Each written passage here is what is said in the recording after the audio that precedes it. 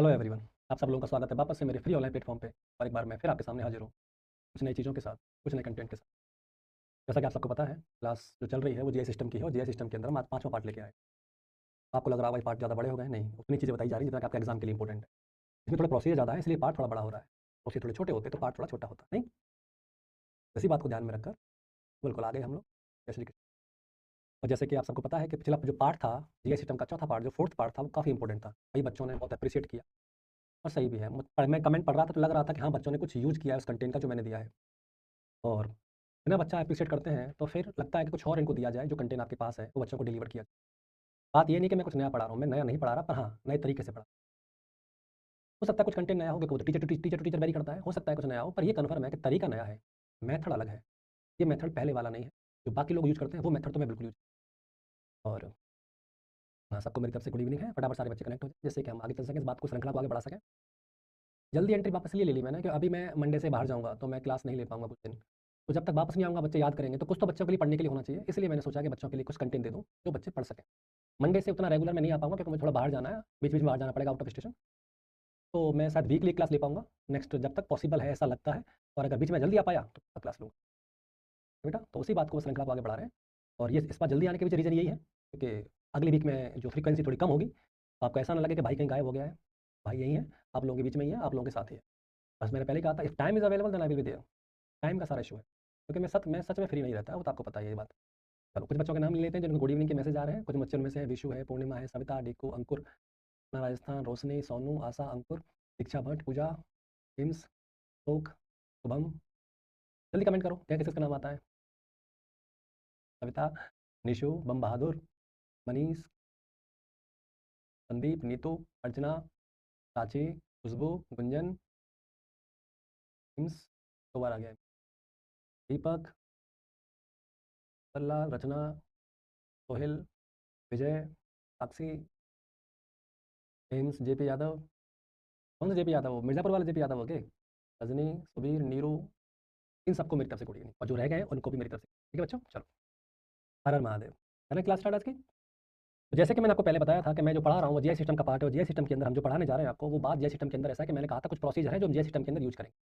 आपने कहा सर कौन कौन से प्रोसीजर है? मैं प्रोसीजर के पहले आपको नाम बता चुका हूँ, वापस रिपीट कर देता हूँ। कुछ प्रोसीजर ऐसे हैं जिनके नाम है कौन कौन से। एक तो एंट्रल फीडिंग है, जो मैं पढ़ा चुका हूँ। जीआई सिस्टम से संबंधित कुछ प्रोसीजर्स की बात चल रही है। उन प्रोसीजर्स में से पहला मैं पढ़ा चुका हूँ, कौन सा है बच्चे? Enteral feeding. कौन सी है? Enteral feeding. उसके बाद मैंने आपको याद करो, मैंने आपको टीपीएन पढ़ाया था, डिटेल में पढ़ाया था। ये दो तो मैं आपको पढ़ा ही चुका हूँ। इन दो के बाद अब कौन सा आज हम पढ़ाने जा रहे हैं? नंबर थर्ड पे हम पढ़ाने जा रहे हैं, दैट इज पैरासिंथेसिस। यही था ना? बिल्कुल। तो अब हम पढ़ाएंगे आपको आज का topic. Topic name is paracentesis. ठीक है, तो let's begin our chapter paracentesis. Question one by one करके देखते हैं, कि पहले भी देखते हैं कि तो एमसीक्यू लास्ट में देखेंगे, पहले की पॉइंट्स के बारे में बात करते हैं। ठीक है, तो सर पैरासिंथेसिस होता क्या है? पैरासिंथेसिस के अंदर क्या चीज होती है? इसके अंदर ये जो पैरासिंथेसिस है, दैट इज परफॉर्मिंग। हम इसे परफॉर्म करते हैं, और कैसे परफॉर्म करते हैं? Bye inserting. इंसर्टिंग, या तो हम इंसर्ट करते हैं किसको? निडिल को। या तो निडिल इंसर्ट की जाती है, या ट्रोकार इंसर्ट करते हैं। निडिल और ट्रोकार इंसर्ट करते हैं, जिससे पैरासिंथेसिस होता है। पैरासिंथेसिस के हम क्या करते हैं? ये हम किस में इंसर्ट करते हैं? That is in the peritoneal cavity. इसमें इंसर्ट करते हैं peritoneal activity, sorry peritoneal cavity. अब ये जो पेरिटोनियल कैविटी है, इसमें इंसर्ट करते हैं तो किसके थ्रू करेंगे? तो ये तो पता है कि अगर आपको पेरिटोनियल कैविटी के अंदर जाना है तो थ्रू एब्डोमिनल वॉल ही जाना पड़ेगा। तो एब्डोमिनल वॉल के थ्रू अगर आप पेरिटोनियल कैविटी तक जा रहे हो, निडिल को लेके या ट्रोकार को लेके, that is thing is known as the paracentesis. क्या कहते हैं इसको? पैरासिंथेसिस। तो पैरासिंथेसिस के अंदर हम लोग क्या करते हैं? रीजन क्या है इसे क्यों हमने डाला है पेरिटोनियल कैविटी के अंदर? क्योंकि कई बार ऐसा होता है कि पेरिटोनियल कैविटी के अंदर फ्लूइड इकट्ठा हो जाता है, और जब फ्लूइड इकट्ठा हो जाता है, इस टर्म को क्या कहते हैं? एसाइटिस कहते हैं। क्या कहते हैं बच्चे? एसाइटिस। और एसाइटिस को ट्रीट करने के लिए we are performing the paracentesis. Clear बच्चे? तो जो एसाइटिस है वो क्या होता है? पेरिटोनियल कैविटी के अंदर फ्लूइड का जो एक्युमुलेशन होता है, इसको बाहर निकालने के लिए जिस प्रोसीजर का यूज किया जाता है एब्डोमेन वॉल के थ्रू, निडिल और ट्रोकार की मदद से, उस प्रोसीजर का नाम होता है पैरासिंथेसिस। क्या होता है? पैरासिंथेसिस। बात ये है कि सर पैरासिंथेसिस में हम लोग क्या करते हैं? मैंने कहा देखो, पैरासिंथेसिस के अंदर आप निडिल डालोगे और उसको निडिल का कनेक्शन ट्रोकार का कनेक्शन ड्रेनेज ट्यूब से कर दोगे, और जहां पर कलेक्शन कंटेनर के अंदर वो इकट्ठा हो जाता है फ्लूइड, जो जमा होता है पेरिटोनियल कैविटी के अंदर। कहाँ इकट्ठा होता है? पेरिटोनियल कैविटी के अंदर। आई होप आपको मेरी बात समझ में आ रही होगी बच्चे। भाई जय लग रहे हो, गॉड ब्लेस यू। ठीक है बच्चे,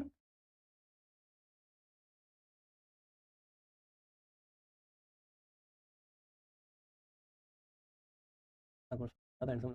यही तो प्रॉब्लम है, तुम ऐसे बोलते हो तो मैं कल के लिए बहुत दुखी हो रहा हूँ, तो मैं परसों हैंडसम नहीं लग रहा था क्या? फिर मुझे बहुत गंदा लगता है। ऐसे तुम बोलते रहा करो। कुछ लोगों को लगता है ये खुद को हैंडसम बुलवाता नहीं, बुलवाता नहीं मैं हूँ। मैं क्यों बुलवाऊंगा? बुलवाएगा वो जो नहीं है, मैं हूँ। तो ये एब्डोमिनल पैरासिम्पथेसिस के अंदर हम क्या एक्सेस फ्लूइड को बाहर निकालते हैं, और किसकी मदद से बाहर निकालते हैं? ट्रोकार या निडल की मदद से बाहर निकालते हैं। अब आपने कहा सर ट्रोकार या निडल, आप इस ट्रोकार को यूज करके इसके पेरिटोनल कैविटी में इसको इंसर्ट करते हैं, और पेरिटोनल कैविटी में इंसर्ट करके यहां से फ्लूइड को बाहर निकाला जाता है। This process known as the paracentesis, this one is trocar. आप यूज करो, दैट इज द ट्रोकार।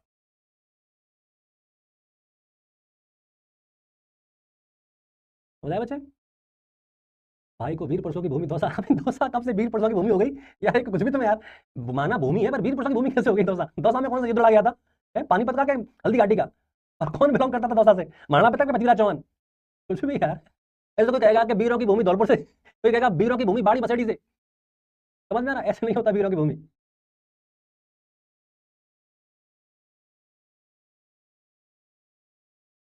बहुत बढ़िया क्या कह रहा है? एंटोनियम में कोई फ्लूइड नहीं होता है, तो अच्छी बात है, मैं डाल रहा हूँ अविनाश, तू क्यों मस्त रहे? नहीं होता तो अब तुझे कौन कह रहा है कि तेरा है? नहीं है, कोई बात नहीं है। ये कह रहा है सर मेरी पेट्रो कैविटी में कोई फ्लूइड नहीं होता, नहीं होता तो मत निकाल, आ जाए तो निकाल लियो। तू थोड़ा और नीचे लगा ले उस कैथेटर को, तो तेरा और फ्लूइड बाहर निकल आएगा। थोड़ा सा नीचे चला जा, उसमें डाल दे ट्रोकेंटर और बाहर निकाल ले, बेटर है।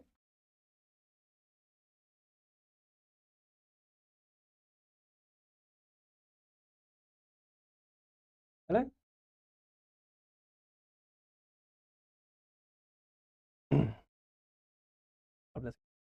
आगे चलो, ठीक है सर। अब बताओ सर और क्या कह रहे हैं? यार तुम अभी सुबह सुबह मुझे ना इतना हंसा देते हो ना, क्लास शुरू होने से पहले ही।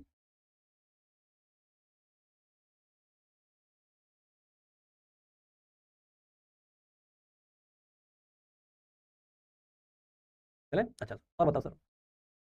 सर पैरासिम्पथेसिस प्रोसीजर कहाँ किया जाएगा? ओटी आईसीयू में? नहीं, पैरासिम्पथेसिस प्रोसीजर के लिए ओटी आईसीयू की जरूरत नहीं है, आप इसे बाहर भी कर सकते हो, सड़क पे भी नहीं रहे तो आप इसे कहाँ कर सकते हो? जो हेल्थ जो प्रोवाइडर है, जो कर रहा है, प्रोवाइडर के ऑफिस में भी कर सकते हैं, अगर ऑफिस सही है तो। और वैसे ही ऑफिस में आजकल बड़े बड़े काम हो रहे हैं, चित्तौड़ से लेकर आसाम तक, उनमें से एक काम ये भी हो सकता है, ठीक है, प्रोवाइडर ऑफिस। आउट ओपीडी पे, ओपीडी सेंटर पे कर सकते हो, ओपीडी सेंटर पे किया जा सकता है, कोई प्रॉब्लम नहीं, ठीक है। और एक्यूट केयर सेटिंग पे भी किया जा सकता है, एक्यूट केयर सेटिंग जो होती है वहां पर भी इसको कर सकते हैं, अलग से घबराने की जरूरत नहीं कि आपको ओटी आईसीयू जाना पड़ेगा। समझ आ रहा है? तो आप इसे कहाँ कहाँ कर सकते हो? प्रोवाइडर के ऑफिस में कर सकते हो, ओपीडी सेंटर पे कर सकते हो, या एक्यूट केयर सेटिंग में कर सकते हो, ठीक है। सर एक बात, तो आपने जो फ्लूइड बाहर निकाला है, जो फ्लूइड ड्रेन हुआ है, कहाँ से ड्रेन हुआ है? मैंने कहा पेरिटो कैविटी से। कौन सा फ्लूइड था? एसाइटिस का फ्लूइड था। एसाइटिस का जो फ्लूइड था वो निकल गया? मैंने कहा निकल गया। फिर क्या करेंगे? मैंने कहा सेंड टू लेबोरेटरी। अब इसे कहाँ भेजेंगे? लैब भेजेंगे जांचने के लिए, ठीक है बच्चे। ऐसे फेंक मत देना, कचरा बाहर आ गया फेंक दिया, ऐसे नहीं करना है आप, ठीक है बच्चे, याद रखिएगा।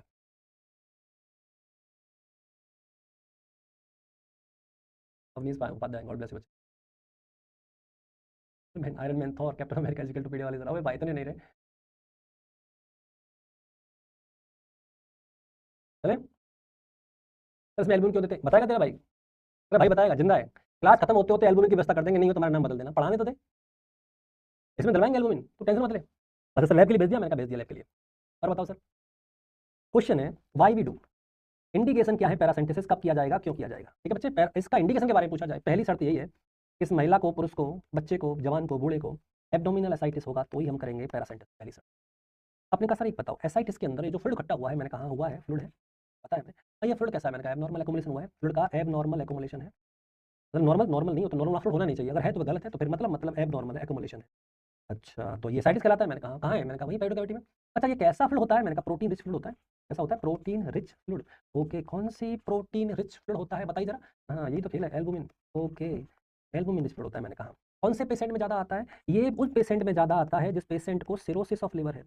सिरोसिस ऑफ लिवर वाले क्लाइंट के अंदर सिर्फ जो एसाइटिस का केस है वो ज़्यादा होता है।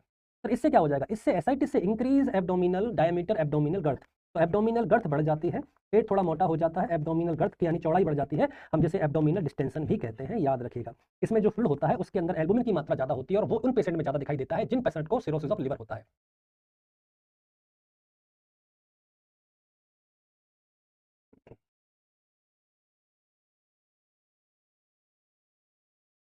समझे? देन आफ्टर आपने कहा और बताओ उसके बारे में, और क्या क्या है? मैंने कहा याद रखिएगा, अगर ये पेशेंट जो है, इस पेशेंट को अगर सिरोसिस लिवर है तब ज्यादा होता है। इससे क्या होगा सर? मैंने कहा एब्डोमेन डिस्टेंशन हुआ, और मुझे बाहर, मैं इसको कम नहीं कर पा रहा, और ये बनता जा रहा है, किस वजह से? एब्डोमेन के अंदर फ्लूइड के इकट्ठे होने की वजह से। एब्डोमेन डिस्टेंशन होगा तो इससे होगा क्या? एब्डोमेन डिस्टेंशन होगा तो अगर आप इसे ट्रीट नहीं कर पाए, तो एब्डोमेन फूलता जाएगा, डायफ्राम ऊपर जाएगा, इसका मतलब अपलिफ्टिंग ऑफ डायफ्राम। ये तो मैं भूल ही गया, नहीं भूल कैसे जाओगे हमारे होते हुए। अपलिफ्टिंग ऑफ डायफ्राम, तो डायफ्राम जो है उसकी अपलिफ्टिंग हो जाएगी, और इस वजह से इसको सांस लेने में प्रॉब्लम आएगी, इसलिए तुरंत इसको बाहर निकाल दो, फ्लूइड को तो जमा है, नहीं तो इसको रेस्पिरेटरी डिस्ट्रेस होने के चांसेस ज्यादा होते हैं एब्डोमेन डिस्टेंशन होने की वजह से। और इसमें क्या होता है, इसमें से जो लंग्स के फंक्शन होते हैं वो कॉम्प्रोमाइज हो जाते हैं, तो लंग्स फंक्शन आर कॉम्प्रोमाइज्ड, इसलिए मुझे इस फ्लूइड को बाहर निकालना आवश्यक है। क्या मेरी बात समझ में आ रही है? क्या आप इंडिकेशन लिख पा रहे हैं जो मैंने आपको बोले? लिख लीजिएगा, बुरे समय में जब काम आएंगे ना तो बस मेरी भाई आपको मेरे मैं याद आऊंगा।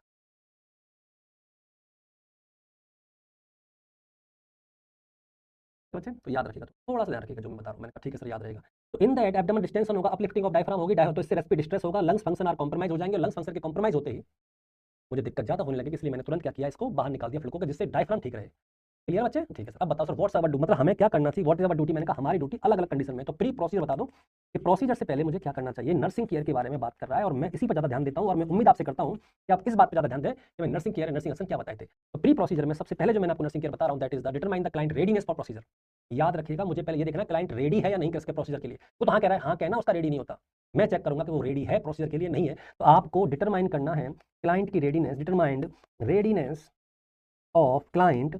आपने कहा क्यों? क्योंकि देखो, क्योंकि रीजन क्या है इसके, क्यों चेक करना है रेडीनेस के बारे में? क्योंकि देखो हर क्लाइंट की एज अलग होती है, हर क्लाइंट की डिजीज अलग होती है, कोई डिजीज क्रॉनिक होती है, कोई एक्यूट होती है, किसी क्लाइंट की टॉलेंट एबिलिटी अलग होती है, किसी को रिकवर होने की स्पीड अलग होती है, तो सब क्लाइंट अलग अलग होते हैं। आप ये मानो कि जो एज है, क्लाइंट की एज है, ये बहुत सारे चीजों में फैक्टर होती है, डिसाइडिंग फैक्टर। जैसे आपसे पूछा जाए एज के हिसाब से कैसे, दो बच्चे बहुत इंपॉर्टेंट है कि अगर जो ओल्ड एज होते हैं उनकी रिकवरी थोड़ी स्लो होती है, तो आपको एज के हिसाब से पता चल जाएगा किसकी रिकवरी फास्ट है, किसकी रिकवरी स्लो है।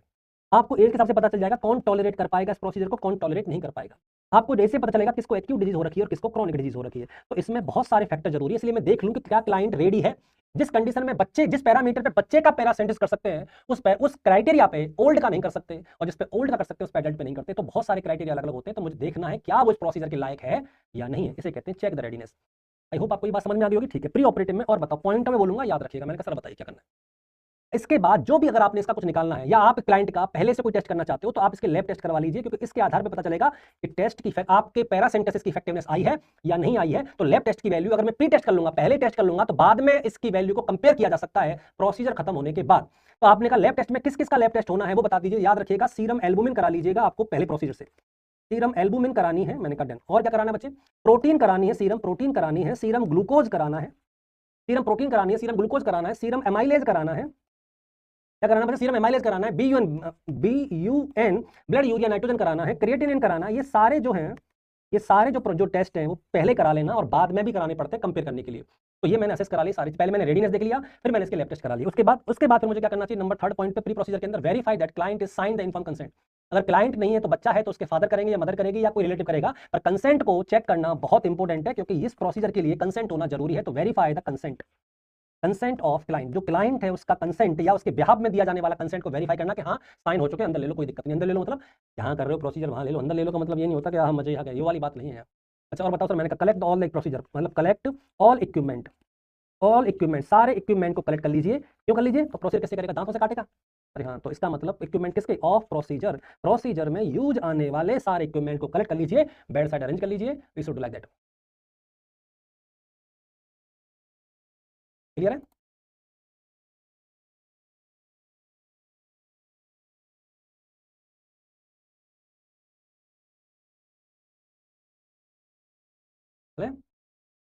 Okay, after that, after that क्या करना है? अगर मैं प्री प्रोसीजर क्लाइंट को तैयार कर रहा हूं, तो इस बात का ख्याल रखना पड़ेगा कि क्लाइंट को प्रोसीजर से पहले एम्प्टी ब्लैडर होना चाहिए। और एम्प्टी ब्लैडर होना क्यों चाहिए? क्योंकि इसको इंसर्ट करते समय परफोरेशन ऑफ ब्लैडर होने के चांसेस ज्यादा है। इसलिए ब्लैडर खाली होगा तो किया जाएगा कौन? पैरासेंटेसिस। तो ब्लैडर खाली है या नहीं, तो आपको देखना है कि क्लाइंट ने टॉयलेट किया है या नहीं किया। नहीं किया तो इंसर्ट करो कैथेटर और यूरिन को बाहर निकालो। तो देख लेना, हैव क्लाइंट वॉइड, क्या क्लाइंट ने वॉइड किया या टॉयलेट कर लिया है, और फिर आप इंसर्ट कर दीजिए, इंसर्ट ए यूरिनरी कैथेटर, कैथेटर और एम्पटिंग ब्लैडर। ब्लैडर को एम्प्टी करने के लिए हमें क्या तो पूछना है कि सुसु कर लिया है, नहीं तो कर क्या जाओ, वो नहीं कर सुसु तक जा ही नहीं पा रहा है, तो फिर आप कैथेटर लगा लीजिए, कोई प्रॉब्लम नहीं। क्वेश्चन चेंज अगला है कि सर पूछेगा कि ये बताओ पैरासेंटेसिस जो है वो कौन सी पोजीशन में किया जाएगा? पैरासेंटेसिस प्रोसीजर। तो पैरासेंटेसिस जो प्रोसीजर है वो कौन सी कंडीशन में जिसमें वो टॉलरेट कर सकता हो, टॉलरेट मतलब बर्दाश्त कर सकता हो, ज्यादातर आप वही पोजीशन दीजिएगा। पर अगर एब्डोमेन ज्यादा फूला है तो मोर कंफर्टेबल सिटिंग अप होता है। तो पोजीशन के बारे में ऐसा बोलते हैं कि पोजीशन कोई सा भी ले लो बट कंफर्टेबल होनी चाहिए। क्लाइंट कंफर्टेबल पोजीशन में हो तो बेटर है, और वो ज्यादा पूछता है तो कौन सी होती है? सिटिंग अप पोजीशन में बेटर तरीके से निकलता है, या फिर लाइन डाउन करते थे सुपाइन में। ठीक। ठीक है, अगला बताओ वाइटल साइन चेक करना मत भूलना, प्री प्रोसीजर, जिससे पता रहे कि पैरामीटर में चेंजेस क्या क्या है। तो वाइटल साइन करना है, वेट को रिकॉर्ड करना है, क्योंकि वेट एब्डोमेन के अंदर जो फ्लूइड है वो जब फ्लूइड बाहर निकलेगा तो वेट में से माइनस करके देखा जाएगा। ठीक है, और क्या करना है बताया था, एब्डोमिनल गट चेक करनी है, पेट कितना मोटा है, इसलिए सारी चीजें आपको चेक करनी पड़ेंगी as a nursing officer pre procedure condition में। ठीक है, मैंने कहा ठीक है, अब सेडिशन करूं या नहीं करूं, सेडिशन करना जरूरी है क्योंकि सेडिशन के दौरान ही इसे किया जाएगा, तो इसे अंडर सेडिशन में किया जाने वाला प्रोसीजर पैरासेंटेसिस। अब आपने कहा सर बताओ इस क्लाइंट को और क्या देना है, प्री प्रोसीजर इसको बोलस देना है, आईवी बोलस। आपने कहा आईवी बोलस किसका देना है, एल्बुमिन किसका देना है बच्चे, एल्बुमिन का देना है। आपने कहा क्यों देना है, एल्बुमिन का पहले भी देना है और बाद में भी देना है। एल्बुमिन प्रायर और आफ्टर दी जाती है, क्योंकि जो लॉस हो रहा है बॉडी से फ्लूइड का वो एल्बुमिन में ज्यादा है, और एल्बुमिन सारी बाहर निकाल दी तुम दोगे नहीं तो बॉडी का ऑन्कोटिक प्रेशर और कम हो जाएगा, इस वजह से बॉडी के अंदर एडिमा के चांसेस बढ़ जाएंगे और फ्लूइड क्या हो जाएगा, इंबैलेंस हो जाएगा, शिफ्टिंग होना शुरू हो जाएगी फ्लूइड की इधर से उधर, जो गलत बात है। इसलिए पहले और बाद में एल्बुमिन देना जरूरी है, क्योंकि एल्बुमिन ही निकलता है इसके फ्लूइड के अंदर, तो एल्बुमिन की पूर्ति करना आवश्यक है, क्षति पूर्ति हो जानी चाहिए। किसकी, आंसर है एल्बुमिन की। एट्रोपिन, गुड इवनिंग सर, जय श्री बालाजी महाराज की सरकार की। सॉरी फॉर, कोई बात नहीं, थोड़े फॉर जो लेट आए हैं वो तो लेट हो जाएंगे, कोई बात नहीं है, क्योंकि बात ये क्लास कब तक रहे कब तक नहीं रहे ऐसे बिल्कुल कंडीशन में तैयार मत रहे। ठीक है, लोकल एनेस्थीसिया से कर सकते हो, जनरल के तो जनरल के जमाने तो बहुत पुराने चलेंगे, जनरल तो मैं सिजरिन में नहीं कर रहा, तो पैरासिम्पटम में करवा रहा मेरे से, अब वो बात नहीं रही। मैंने कहा ठीक है सर, और बताओ और क्या करना चाहिए। और फिर आपको क्लाइंट को एजुकेट करना चाहिए, एजुकेशन देनी चाहिए किसको, क्लाइंट को। कब, पहले टेस्ट से। मैंने कहा तो एजुकेशन देनी है, एजुकेशन में क्या क्या पॉइंट बोलने हैं, मैं पॉइंट बोलूंगा लिखूंगा नहीं। मैंने कहा बताओ सर, एक तो पूरे प्रोसीजर को एक्सप्लेन कर देना कि देखो हम ऐसा करने जा रहे हैं और इसलिए करने जा रहे हैं, तो घबराएगा नहीं कि भाई क्या पता, उसे लग रहा है कि मैं नाक में हाथ नहीं डाल देता हूँ, बोले नहीं हम पेट की बात करेंगे, इसके ऊपर नहीं जाएंगे, नीचे भी नहीं जाएंगे ऊपर नहीं जाएंगे, घबराओ मत। तो थोड़ा सेफ लग रहा है कि चलो नीचे ऊपर नहीं जा रहा, यहीं तक जाएगा जहाँ तक एब्डोमेन, बिल्कुल हम गलत काम करते ही नहीं ना। ठीक है, और बता सर एनेस्थीसिया, मैंने कहा देखो लोकल एनेस्थीसिया देंगे याद रखना, और बता देंगे यहाँ इंसर्ट करना, तो साइड पे जहाँ आपको इंसर्ट हो रहा है वहाँ पर आप क्या दे रहे हो, लोकल एनेस्थीसिया से। जनरल दे रहे थे, मैंने जनरल तुमसे कहा ही नहीं, कभी तुम थोड़ा उड़ता तीर ले रहे थे कि जनरल दे दो जनरल दे दो, जनरल काय को देंगे भैया, लोकल से काम लगाएंगे तो कहाँ लगाओगे, local anaesthesia at inserting site, inserting site, जो इंसर्टिंग साइट है वहाँ लगाया जाएगा, कौन, आंसर है लोकल एनेस्थीसिया।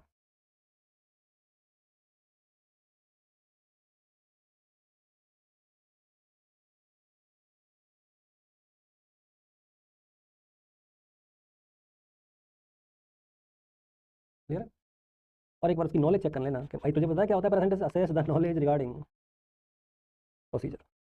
जो प्रोसीजर हो रहा है उसके बारे में बात कर लेना कि क्या आपको पता है जो प्रोसीजर हो रहा है वो क्यों करते हैं, क्या दिक्कत है, कैसे करना चाहिए, सब बात आपको कर लेनी है।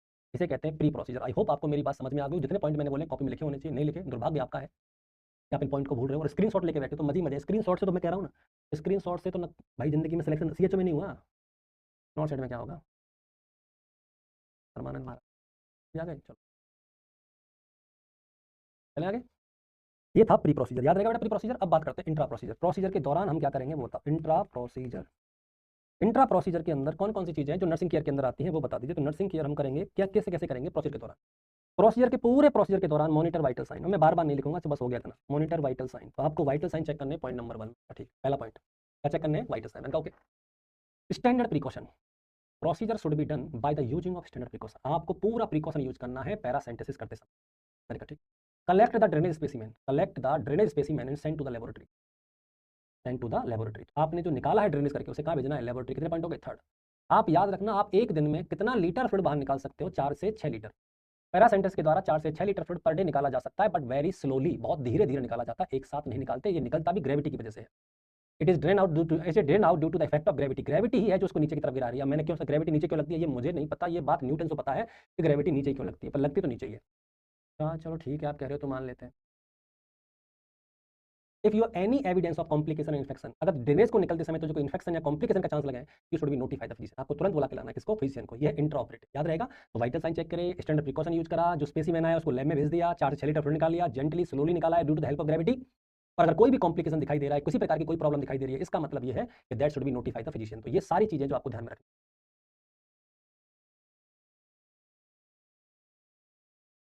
एनी इन्फेक्शन और एनी ग्रेविटी, एनी इन्फेक्शन और एनी कॉम्प्लिकेशन अगर है तो we should be notified the physician of procedure, जिसने प्रोसीजर दिया है उसने।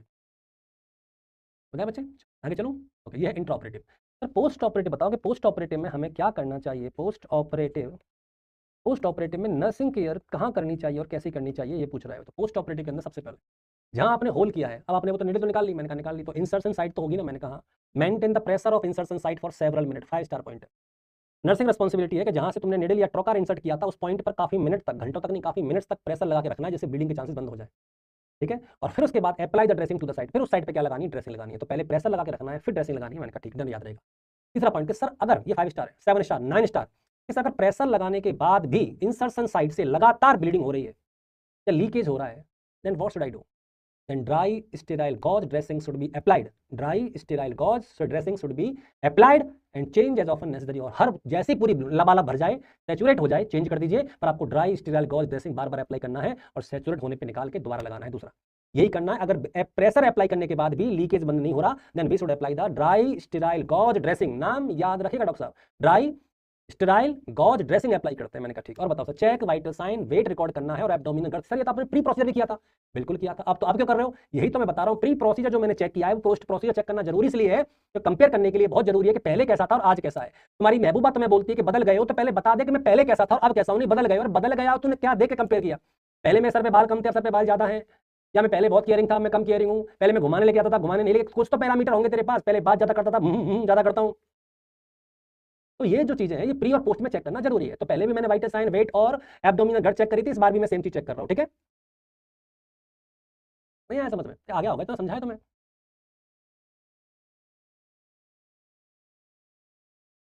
क्लियर है?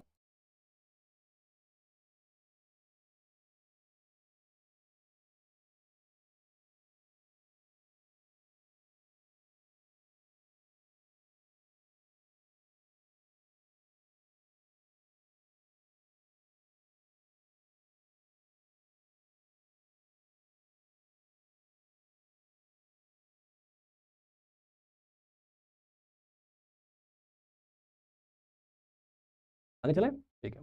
और बताओ सर, और क्या करना है? Continue monitor vital sign and insertion site for जो भी है आपको इंसर्शन साइट पर आपको क्या चेक करना है? जो भी ब्लीडिंग है और इसके वाइटल साइन चेक करने हैं। आपने सर वाइटल साइन बताया, पोस्ट ऑपरेटिव मैंने बताया ना वाइटल साइन। ये जो वाइटल साइन आप चेक कर रहे हो पोस्ट ऑपरेटिव क्लाइंट के अंदर, मुझे बता दो, मैंने कहा क्या कब चेक करते हैं? Every 4 hourly. एवरी 4 आवर्ली, हर 4 घंटे में। आपने कब तक? अप टू 48 आवर्स, लगातार 48 घंटे तक हर 4 घंटे चेक करने हैं वाइटल साइन। मैंने कहा ठीक है। और कुछ चेक करना है? इनपुट आउटपुट चार्ट चेक करना। इनपुट आउटपुट चार्ट चार्ट है जो मॉनिटर करना है एवरी 4 आवर्ली। ये भी मैंने कहा एवरी 4 आवर्ली, हर 4 घंटे में चेक करो इनपुट आउटपुट चार्ट। ये बढ़िया काम किया गुरु, अपन तो बढ़िया करते भाई। तो ये हो गया। मैंने कहा ये कब चल रहा है? पोस्ट प्रोसीजर चल रहा है गुरु। क्या चल रहा है? Post procedure. ठीक है सर, कुछ मेडिसिन के बारे में बता दो कि पैरासेंटेसिस के समय कुछ मेडिसिन के बारे में। हाँ हाँ हाँ, क्यों नहीं। ये जो डायूरेटिक है, मैंने कहा है तो सही डायूरेटिक, ये इंपॉर्टेंट चीज है बेटा। जैसे स्पाइरोलैक्टिन देना है, क्या देना है? स्पाइरोलैक्टिन। मैंने कहा स्पाइरोलैक्टिन, क्या देना है? स्पाइरोलैक्टिन। और क्या दे सकते हैं? फ्रूसामाइड दे सकते हैं, फ्रूसेमाइड। ये डायूरेटिक आप दे रहे हो तो दे दीजिए कि जरूरी है to control the fluid volume. Fluid volume को कंट्रोल करने के लिए हम देते हैं क्या? डायूरेटिक, स्पाइरोलैक्टिन या फ्रूसामाइड। अगर आप स्पाइरोलैक्टिन दे रहे हो तो बात कोई इशू है नहीं, पर अगर आप फ्रूसामाइड दे रहे हो, स्टार बना लेना, अगर आप फ्रूसामाइड दिए हो इस बच्चे को, then potassium supplement should be necessary. Potassium supplement necessary when loop diuretic कौन सा? Such as furosemide has been administered, क्योंकि वो लॉस ज्यादा करवाता है किसका? पोटेशियम का। तो फ्रूसामाइड दे रहे हैं तो आप कौन सा लूप डायूरेटिक होता है जिसमें आप क्या दोगे? Potassium supplement. तो क्या दोगे? Potassium supplement. ये सारी बात जो चल रही है पोस्ट ऑपरेटिव में। और बताओ पोस्ट ऑपरेटिव में और क्या करेंगे? पोस्ट ऑप में हमारी रिस्पॉन्सिबिलिटी क्या क्या इसके बारे में बताओ। मैंने कहा एडमिनिस्टर आईवी बोलस फ्लूइड और एल्बुमिन। मैंने तुमसे कहा था एल्बुमिन पहले भी देते हैं और बाद में भी देते हैं, तो बाद में भी दिया जाएगा आईवी बोलस, और किसका दिया जाएगा? एल्बुमिन का दिया जाएगा। किसका दिया जाएगा? एल्बुमिन का। डन, मैंने कहा डन।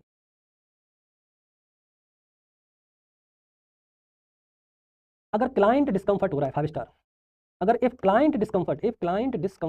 क्लाइंट डिस्कंफर्ट है तो याद रखिएगा एलिवेटेड हेड लेवल, आपको हेड लेवल को बढ़ाना पड़ेगा।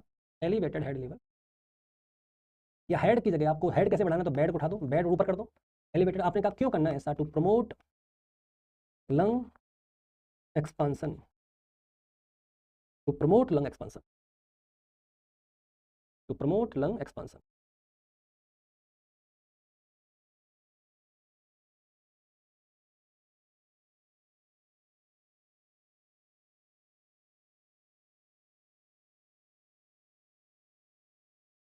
चले, समझ में आ रहा है कि नहीं आ रहा?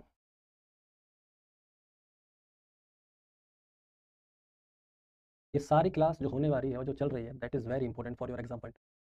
आपके एग्जाम के लिए बहुत जरूरी क्लास है, और ये मेरा वादा है, पछताने के अलावा कुछ नहीं मिलेगा अगर आपने समय खराब किया। That's true. ठीक है बच्चे, चलो ओके। और बताओ, तो आपने प्रमोट किया लंग एक्सपांसन को, मैंने कहा हो गया, प्रमोट हुआ लंग एक्सपांसन। ठीक है, और बताओ और हमें क्या करना चाहिए एज ए नर्सिंग ऑफिसर, और हमें क्या क्या करना चाहिए? ठीक है, हेड और आईवी हो गया, मेडिसिन के बारे में बात हो गई, हेड एलिवेट हो गया। ये जो ड्रेन निकल के आया है, जो ड्रेनेज बाहर आया है, हमने जो बाहर निकाला है फ्लूइड का, मैंने कहा इसके कैरेक्टर चेक कर लो आप। मैंने क्या क्या चेक करना है नाम बताओ। मैंने कहा सबसे पहले कलर चेक करना। क्या चेक करना है? कलर। ऑर्डर, इसकी स्मेल कैसी आ रही है वो चेक करना। इसकी कंसिस्टेंसी कैसी है, रुक रुक कर आ रहा है या फ्लो से बाहर आ रहा है, ये चेक करना। अमाउंट, कितना अमाउंट बाहर आया फ्लूइड का, वो कैलकुलेट करके रखना है। कहाँ पे इंसर्ट किया है आपने, लोकेशन ऑफ इंसर्शन, वो आपको ध्यान रखना है कि इस जगह मैंने इंसर्ट करके निकाला है fluid. Evidence of leakage, evidence of leakage, leakage के एविडेंस चेक करने हैं अपने का। लीकेज के एविडेंस कौन कौन से हैं, जिससे बता दीजिए। इंसर्शन साइड पे लीकेज होगा तो चेक करना है आपने का कैसे लीक कर रहा है, बाहर नहीं आ रहा तो आपको देखेगा, अगर अंदर लीक कर रहा है बाहर नहीं आ रहा तो client will be going to the hypovolemia. अपने का क्लाइंट चला जाएगा, मैंने कहा बिल्कुल। अगर ऐसा रहा कि फ्लूइड बाहर नहीं आ रहा, अंदर लीक कर रहा है, तो क्लाइंट किस में चला जाएगा, हाइपोवोलेमिया में। क्योंकि अगर बाहर आ रहा होता तो मैं उसके हिसाब से आईवी बोलस दे रहा था, बाहर भी नहीं आ रहा तो मुझे लगेगा बॉडी के अंदर, ये पर बॉडी के अंदर फैल रहा है तो हाइपोवोलेमिया हो जाएगा, जिस वजह से मेंटल स्टेटस चेंज हो जाएगा। तो मेंटल चेंजेस आ जाते हैं, याद रखिएगा। अगर आपको ये पता चल गया कि अंदर लीकेज हो रहा है बाहर नहीं आ रहा है, देन आफ्टर गुड। उसके बाद मुझे क्या करना है, आपको पता है मैंने लैब टेस्ट करवाए थे, और वही लैब टेस्ट मैंने करवाए थे प्री प्रोसीजर, और वही लैब टेस्ट मुझे करवाना है आफ्टर प्रोसीजर। कौन कौन से, एल्बुमिन करवाना है, प्रोटीन करवाना है, ग्लूकोज करवाना है, बीयूएन करवाना है, एमाइलेज करवाना है, और सीरम क्रिएटिन लेवल करवाना है। इतने सारी चीजें मुझे करानी है, जो मैंने प्री प्रोसीजर में कराई थी वही मैं करवा रहा हूँ पोस्ट प्रोसीजर के दौरान। आई होप आपको मेरी बात समझ में आ गई होगी। तो बच्चे ये सारी चीजें जो है वो ध्यान रखिएगा। किसके बारे में बात कर रहे हैं हम, we discuss about the procedure paracentesis, और पैरासिंथेसिस के मैं पोस्ट और प्रोसीजर बता रहा था कि हमारी क्या नर्सिंग रिस्पॉन्सिबिलिटी है when the procedure is performing. जब प्रोसीजर परफॉर्म किया जाएगा तो हमारी कौन कौन सी रिस्पॉन्सिबिलिटी, उसके बारे में बात करेंगे, ठीक है।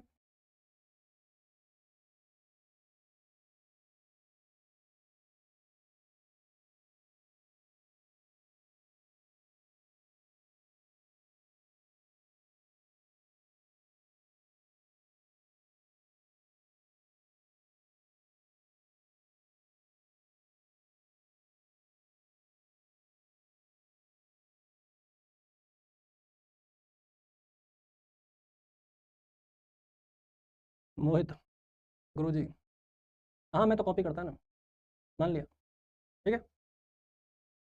तेरे जैसे है ना, अच्छा, फर्जी है ना, जो जिसके ना एक कह दूँ ना कुछ भयानक लग जाएगा, जिसके दो तीन होते हैं ना, स्पर्म डाई स्पर्म फर्टिलाइजेशन से पैदा होने वाले बच्चे होते हैं ऐसे, तेरे जैसे, कभी यहाँ कभी वहाँ।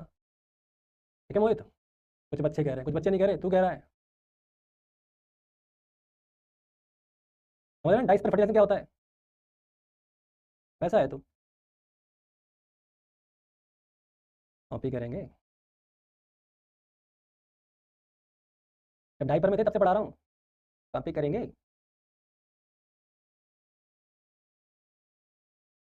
अरे कुछ नहीं, फर्जी है ये मोहित है ना, सिर्फ फर्जी है। इसलिए सुनना चाह रहा था कि मैं उसके बारे में कुछ बोलूँ, मैं उसके बारे में कुछ नहीं बोलूंगा, मैं तेरे बारे में बोलूंगा। तेरे जैसी पहना जो गंदगी है ना यहाँ से घूमती है, इस वजह से परेशान होते हैं सारे टीचर, और तेरा होना कुछ भी नहीं है। तू माँ बाप के पैसे बर्बाद कर रहा है, बाद में माँ बाप के घर बेच के दारू पिएगा और माँ बाप को कहीं वृद्धाश्रम में फेंकेगा, ऐसी पैदा है तू।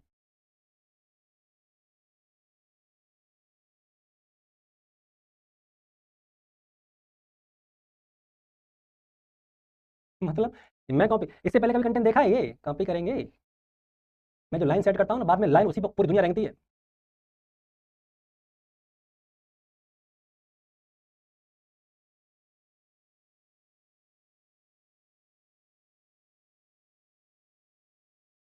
चलो,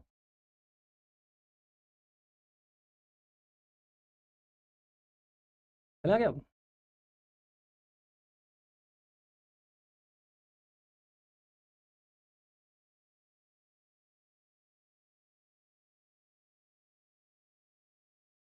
तो लैब टेस्ट करवा दिया, बता दोगे lab test. Thing is that they are totally frustrated, इन्हें पता भी है कि ये किससे बात कर रहे हैं और किससे कंपेयर कर रहे हैं। अब जब गुरु जी के पास जाएगा ना, तो जब सहलाएगा तो पूछना कि कौन है पंकज, तब बताएगा पंकज कौन है वो। तो तुम बैठ के, मैं कॉपी करूंगा। मैं कॉपी करता तो मार्क्स ला के एग्जाम लिखता ना मैं तो नहीं लिखता मार्क्स ला के एग्जाम। चलो छोड़ो, क्या ही बात करनी इस बारे में।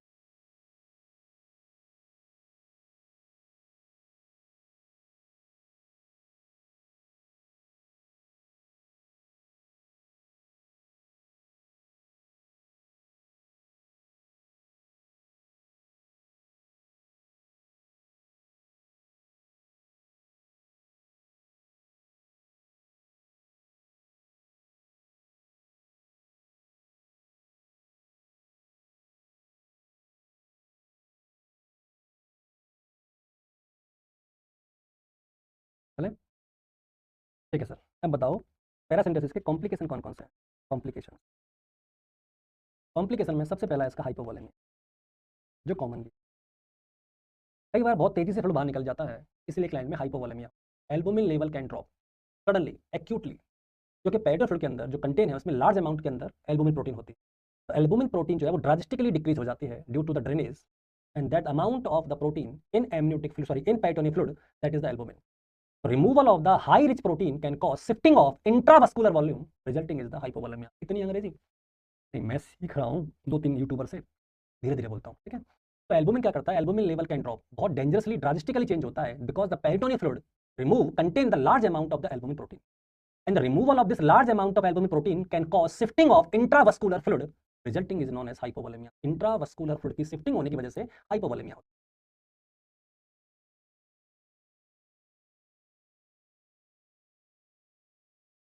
दौलत वर्मा, मुझे आज भी याद है जब आपने फर्स्ट टाइम आरबीएस के पढ़ाया था तो पूरे यूट्यूब ने आपकी कॉपी की थी। सब यही करते हैं, मैं यूट्यूबर नहीं, मैं टीचर। अरे क्या मेरा कंपेयर रहने दो, मैं जानता हूँ आप लोग को पता है, ठीक है। वीक में है ना सबसे कम आता हूँ मैं पढ़ाने, अब फ्रिक्वेंटली आए 2 बार, नहीं तो मैं सबसे कम आता हूँ। उसके बाद भी है ना चाहने वाले ऐसे ही रहते हैं। कंसिस्टेंसी की वो मूवी देखी रांझना, कंसिस्टेंसी के भी होते हैं, और मैं तो मोस्ट अनकंसिस्टेंट पीपल हूँ। मैं तो आता ही नहीं। अगर मैं फिक्स कर दूँ कि इस समय मैं आऊँगा, रोज़ मेला लगे, रोज़ गुजर आए, पर मैं कंसिस्टेंट नहीं हूँ क्योंकि मैं हो नहीं सकता, मेरे पास और भी काम है। अब जिनके पास नहीं है वो आए, रोज़ आएँ, नाचें गाएँ चले जाएँ। पर सर पेडिग्री कॉपी ना कर सके लोग, कर लिया पेडिग्री कॉपी, झाग आ जाएंगे मुँह से पेडिग्री कॉपी करते करते।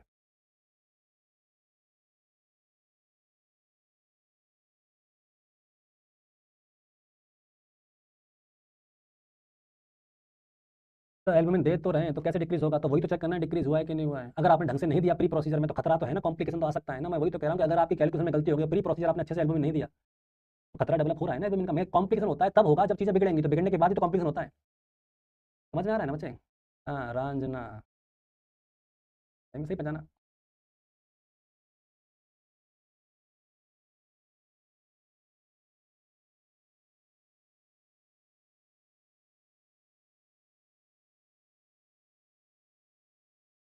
चले, तो हाइपोवॉलीमिया में हमें क्या करना चाहिए, हमारे नर्सिंग केयर के हिसाब से हमें हाइपोवॉलीमिया के दौरान क्या केयर देनी चाहिए जिससे खतरा कम हो जाए। हाइपोवॉलीमिया का मैंने कहा धीरे धीरे निकालिए, आप जो फ्लूइड है उसको स्लो ड्रेन करिए, फास्ट या रैपिड मत कर दीजिएगा, स्लो ड्रेन करिए उस फ्लूइड को, पहली शर्त तो ये है, ठीक है।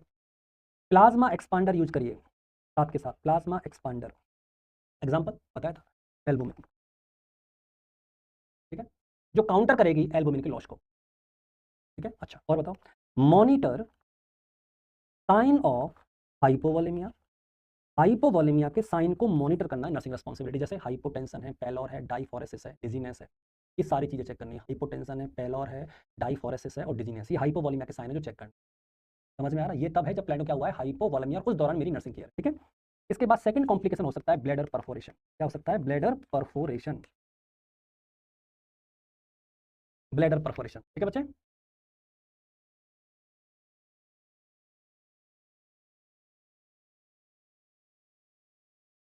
लगता है सर ये फ्लो को बिगाड़ने के लिए भेज जाते हैं, छोड़ना कोई बात नहीं। मजा, ऐसे लोग आने भी जरूरी है, मूड फ्रेश हो जाता है मेरा, नहीं तो क्या एक ही मोनोटोनस बात करते रहो तो मजा नहीं आता। ऐसे लोग आते रहते हैं, मनोरंजन होता रहता है मेरा भी और ऑडियंस का। मैं चाहता हूँ कि ये आए,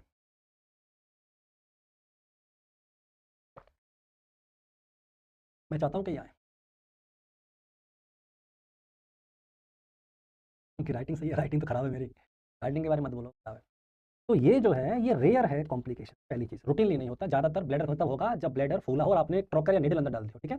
इसमें मुझे क्या क्या क्लिनिकल फीचर देखने को मिलेंगे, एक तो इसमें मुझे हेमेचूरिया मिलेगा, क्या मिलेगा? हेमेचूरिया, क्लियर है। इसमें decrease urine output, decrease urine output, और यूरिन आउटपुट क्या हो जाएगा? कम हो जाएगा लीक करने की वजह से। सुप्रा प्यूबिक पेन, सुप्रा प्यूबिक पेन, याद रखना सुप्रा प्यूबिक पेन होता है इस क्लाइंट के अंदर, ठीक है। इसमें फीवर आता है, क्या आता है? फीवर आता है। ये कुछ कॉमन साइन है जो परफोरेशन में देखने को मिलते हैं जब ब्लैडर परफोरेट हो। क्वेश्चन वही वापस से रिपीट आया कि sir what should we do, हमें क्या करना चाहिए as a nursing care, nursing care मेरी क्या बनती है इस दौरान वो बता दीजिए। अगर ब्लैडर परफोरेट हुआ है और आपको कंफर्म हो गया है, नोटिफाई फिजिशियन या नोटिफाई प्रोवाइडर, जिसने किया है उसको बुला लो, नोटिफाई प्रोवाइडर, जो वो करके गया उसको बुला के ले आइए, पहली रिस्पॉन्सिबिलिटी। और क्लाइंट को भी समझा दीजिएगा कि आपको अगर ऐसा फील हो रहा है इस प्रोसीजर के बाद, क्लाइंट को एजुकेट कर दीजिएगा कि आप इन्फॉर्म कर दीजिए हॉस्पिटल में या हेल्थ केयर वर्कर को, अगर आपको ब्लैडर परफोरेशन के साइन बॉडी में दिख रहे हैं तो inform if clinical feature of bladder perforation present, bladder perforation present, अगर ब्लैडर परफोरेशन प्रेजेंट है तो ये बता दीजिए कि इसके अंदर आपको बता देना हॉस्पिटल में आके कि हाँ ब्लैडर में होल हुआ है जिसमें से मुझे फीवर आ रहा है या मेरे यूरिन में से खून बाहर जा रहा है, तो ये बता देना, ठीक है। ओके, उसके बाद और नंबर थर्ड कॉम्प्लिकेशन कौन सा है? पेरिटोनाइटिस। कौन सा है? पेरिटोनाइटिस।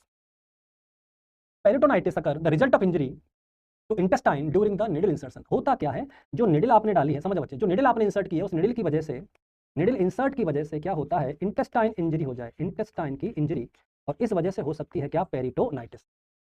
तो पेरिटोनाइटिस के क्लिनिकल फीचर हम कैसे कैरेक्टराइज करेंगे तो वो बता दीजिए। तो पेरिटोनाइटिस के क्लिनिकल फीचर होते हैं sharp constant abdominal pain.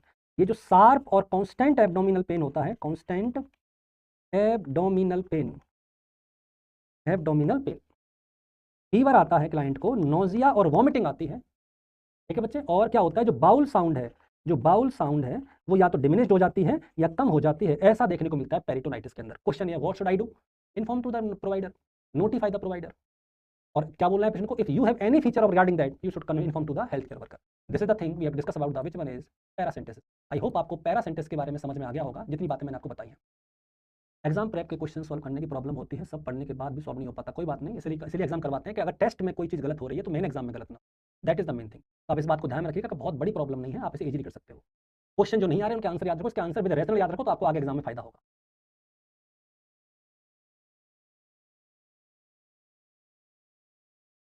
THO अलग से मत खरीदो, THO उनको मिलेगा जो पेड यूजर्स हैं, डोंट वरी अबाउट दैट। देखो ध्यान सुनो, मैं जो बता रहा ध्यान सुनो। पेपर जो एग्जाम प्रेप के जो पेपर है, जो डिजाइन किया गया एग्जाम प्रेप को, ऐसे डिजाइन किया मैंने आपके सामने स्क्रीन पे, एक बार ढंग से देखो इसको। एग्जाम प्रेप के टेस्ट के अंदर आपको अलग से परचेज करने की जरूरत नहीं है। जो सिर्फ CHO लेना चाहते हैं, जिन्होंने पहले नॉर्सेट का नहीं ले रखा या क्री का नहीं ले रखा, उन्हें ओनली अलग से पे करना है। अदरवाइज जिन्होंने पहले नॉर्सेट का ले रखा है या क्री का है, जो सिल्वर पैक ले चुके हैं, उनको ये उसके साथ ही मिलेगा, अलग से नहीं लेना। पहली चीज, इसके अंदर हमने टेस्ट कैसे डिजाइन किए हैं, जैसे सपोज करो 2 टेस्ट जो हो रहे हैं वो कंप्लीट सिलेबस के हो रहे हैं, 3 फरवरी को और 5 फरवरी को, वो तो फ्री है सबके लिए, कंबाइंड टेस्ट होंगे। 150 क्वेश्चन आएंगे जिसमें से 90 क्वेश्चन नर्सिंग के आएंगे और 60 क्वेश्चन नॉन नर्सिंग के आएंगे। 450 नंबर के और 150 मिनट का ड्यूरेशन रहेगा, ठीक है। Phool Singh Jarwal, God bless you.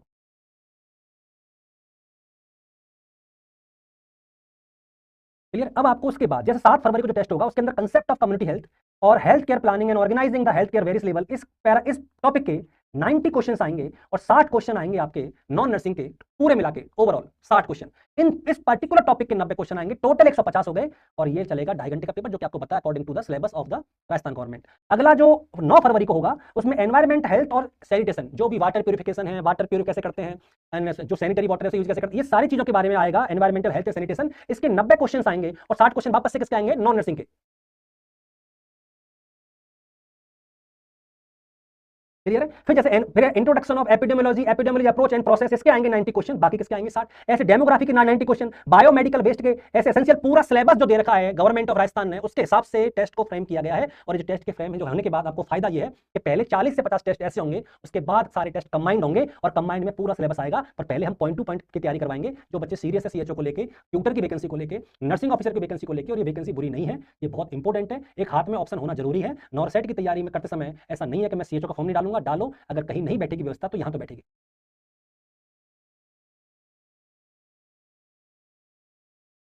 याद रहेगा? पैटर्न समझ में आया कैसे करना है आपको?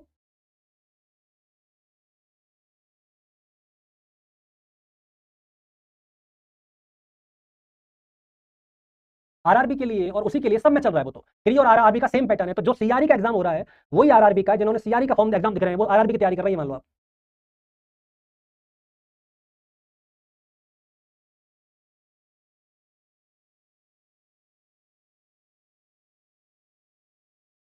CRE और RRB का सेम पैटर्न का पेपर चल रहा है, डेली हो रहा है। ठीक है बच्चे, आगे चलें। कोई बात नहीं बच्चे, अच्छी बात है, ठीक है। चलो, तो पैरासेंटेसिस के बाद जो अगली चीज हम पढ़ने जा रहे हैं, the next procedure is bariatric surgeries. Bariatric surgeries, bariatric surgery आप पढ़ोगे, ये प्रोसीजर है GI सिस्टम से संबंधित। जो जानते हैं उनको पता है कि बेरियाट्रिक सर्जरी क्या होती है। जिन लोगों को ओबेसिटी होती है, और वो भी मॉर्बिड ओबेसिटी के क्लाइंट को हम जो जिस सर्जरी के द्वारा ठीक करते हैं या इनका वेट रिड्यूस करते हैं, उस सर्जरी को हम कहते हैं बैरियाट्रिक सर्जरी। तो बैरियाट्रिक सर्जरी जो है that is use for the which one is, answer है बच्चे कौन सा? That is for the reduce the obesity. कौन से लेवल की ओबेसिटी, कौन से लेवल की ओबेसिटी को कम किया जाता है इससे? आंसर बेटा इससे मॉर्बिड ओबेसिटी, जो लेवल 3 की होती है। मॉर्बिड ओबेसिटी का इलाज हम किससे करते हैं बच्चे? याद है, that is for bariatric surgery. ये है मॉर्बिड ओबेसिटी। मॉर्बिड ओबेसिटी से करते हैं, और मॉर्बिड ओबेसिटी इसे हम कहते हैं लेवल थर्ड की ओबेसिटी। लेवल थर्ड की ओबेसिटी किसे कहते हैं? जिसमें बीएमआई जो है वो मोर देन 40 होती है। इसके लिए वेट को कम करने के लिए, ओबेसिटी को कम करने के लिए भी यूज द बेरियाट्रिक सर्जरी। हम ओबेसिटी को कम करने के लिए काम में लेते हैं बेरियाट्रिक।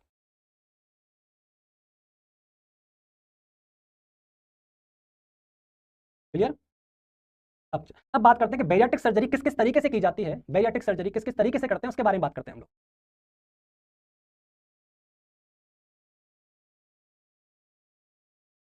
देखिए बेटा, जो मॉर्बिड होती है वो लेवल थर्ड की होती है, और लेवल थर्ड जो है वो एक तो ओबेसिटी क्या होती है 30 से 35, एक 35 से 40, एक 40 से ऊपर जो होती है उसे कहते हैं मॉर्बिड। तो 40 से ऊपर वाली कहलाती है मॉर्बिड। बीएमआई मोर देन 40 लिख दिया मैंने संजीव नीचे, ठीक है, इतना याद रहेगा।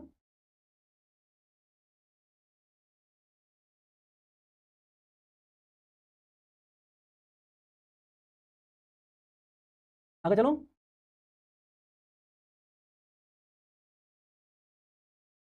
कुछ नहीं Gupta, God bless you.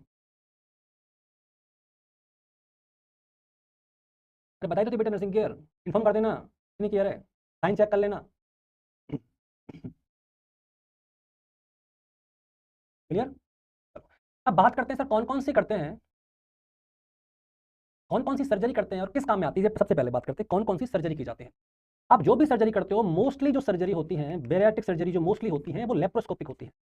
Laparoscopic surgery की जाती है, यानी लेप्रोस्कोप कैमरे की मदद से पहले ऑर्गन को विजुलाइज किया जाता है, फिर दूसरी ओपनिंग करके इंस्ट्रूमेंट को उसमें डाल के फिर हम काम में उस इंस्ट्रूमेंट की मदद से स्टमक में, ड्यूडेनम में, इन पार्ट में चेंज करके हम जो सर्जरी करते हैं वो लेप्रोस्कोपिक तरीके से करते हैं बेरियाट्रिक सर्जरी। कई टाइप की सर्जरी है लेप्रोस्कोपिक मेथड से होने वाली। पहली है गैस्ट्रिक बैंड सर्जरी, जिसे कहते हैं लैप बैंड सर्जरी। तो जैसे एग्जांपल के तौर पर पहली सर्जरी का नाम क्या है? Gastric band surgery. Gastric band surgery. Gastric band surgery कैसे करते हैं?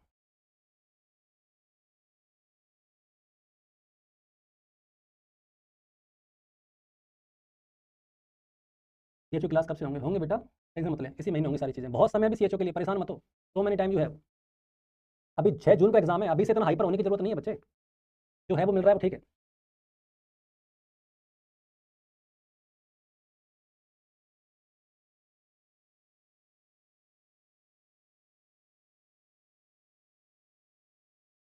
ले? पहली कौन सी? Gastric band surgery. कौन सी बेटा? गैस्ट्रिक बैंड सर्जरी, इसे कहते हैं लैप बैंड। क्या कहते हैं? लैप बैंड, याद रहेगा, it is also known as lap band surgery. कैसे करते हैं इसको ये देखिए आप। This surgery is known as the gastric band surgery, या इसको लैप बैंड कहा जाता है।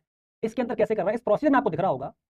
गैस्ट्रिक बैंड इज एडजस्टेबल, एक बैंड लगाया जाता है जो एडजस्टेबल होता है। ये रहा जो बैंड जो लगाया जाएगा, ये बैंड दिख रहा है ना, ये बैंड बांधा जाएगा इसके चारों तरफ, ध्यान से देखिएगा, इसके चारों तरफ इस बैंड को बांधा जाएगा। ये जो बैंड है इसकी क्या खास बात है, ये एडजस्टेबल होता है, इसको एडजस्ट किया जा सकता है, एडजस्टेबल। ये एडजस्टेबल होता है पहली चीज, ठीक है। इनफ्लेटेबल होता है, इसे फुलाया जा सकता है, इनफ्लेटेबल। एडजस्टेबल होता है, इनफ्लेटेबल होता है, और ये सॉफ्ट सिलिकॉन का बना होता है, सॉफ्ट सिलिकॉन का।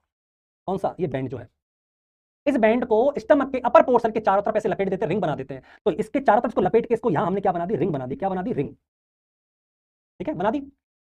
ये जो रिंग है इससे कनेक्ट रहता है एक पोर्ट, और ये रहा वो पोर्ट जो कनेक्ट रहता है इससे। अब समझिए मैं क्या बता रहा हूं। इस पोर्ट का यूज क्या है? ये पोर्ट बाहर रहता है, इस पोर्ट में एक निडल या सिरिंज को लगाकर इसमें फ्लूइड को जब पुश करते हैं तो ये जो रिंग है ये फूल जाती है, और जब रिंग फूलती है तो यहां पर ये जो नैरोइंग है, देखो अगर मैं समझो मेरी बात, अगर मेरे स्टमक ऐसा है और मैंने इसके चारों तरफ क्या लगा दी? रिंग लगा दी। अगर ये रिंग जो है, मेरी बात सुनना, अगर ये जो रिंग है वो टाइट होगी, रिंग अगर टाइट होती जाएगी तो ये जो ल्यूमेन है स्टमक की, जिसके मदद से जो खाना नीचे जा रहा है, वो जो ल्यूमेन है वो और नैरो होती जाएगी। जितना मैं फुलाता जाऊंगा उतनी नैरो होती जाएगी। ये मेरे हाथ में पोर्ट बाहर निकला हुआ है, ये मेरे हाथ में कि मैं कितना फ्लूइड को इंसर्ट करके इसको रिंग को कितना इन्फ्लेटेड करूं, जिससे मुझे कितना खाना चाहिए स्टमक से और कितनी तेजी से चाहिए या कितना स्लो चाहिए। अगर मुझे स्लो चाहिए तो मैं इसको ज्यादा फुला के रखूंगा तो खाना धीरे धीरे नीचे जाएगा, और इसलिए खाना धीरे धीरे नीचे जाएगा तो एब्जॉर्प्शन स्लो होगा, तो मोटापा कम हो जाएगा। पर अगर मैं चाहता हूं जल्दी से आ जाए तो रिंग को मैं लूज कर दूंगा, उस फ्लूइड को बाहर निकाल लूंगा।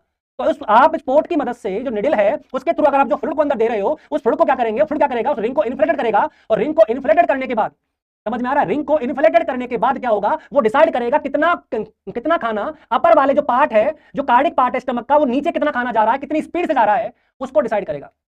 और जब उसको डिसाइड करेगा तो इसे कहते हैं गैस्ट्रिक बैंड सर्जरी या लैप बैंड सर्जरी। क्या कहते हैं? गैस्ट्रिक बैंड या लैप बैंड सर्जरी कहते हैं। आई होप आपको प्रोसेस समझ में आ गया होगा। ये जो एडजस्टेबल गैस्ट्रिक बैंड है ये साइज को रिड्यूस करता है स्टमक को विदाउट परमानेंट डैमेज, बिना परमानेंट हटाए या बिना परमानेंट काटे, स्टमक के किसी पार्ट को काटे बिना ये गैस्ट्रिक की जो साइज है उसे कम कर सकता है, क्योंकि उतना ही खाना जाएगा जितना ये जाने देगा। इसका मतलब इसमें कुछ परमानेंट मैंने कट नहीं लगाया, ना मैंने कोई परमानेंट सर्जरी करी, बस मैंने एक बैंड को अप्लाई कर दिया, उस बैंड की मदद से खाना नीचे की तरफ जाएगा, वो स्लो जाएगा।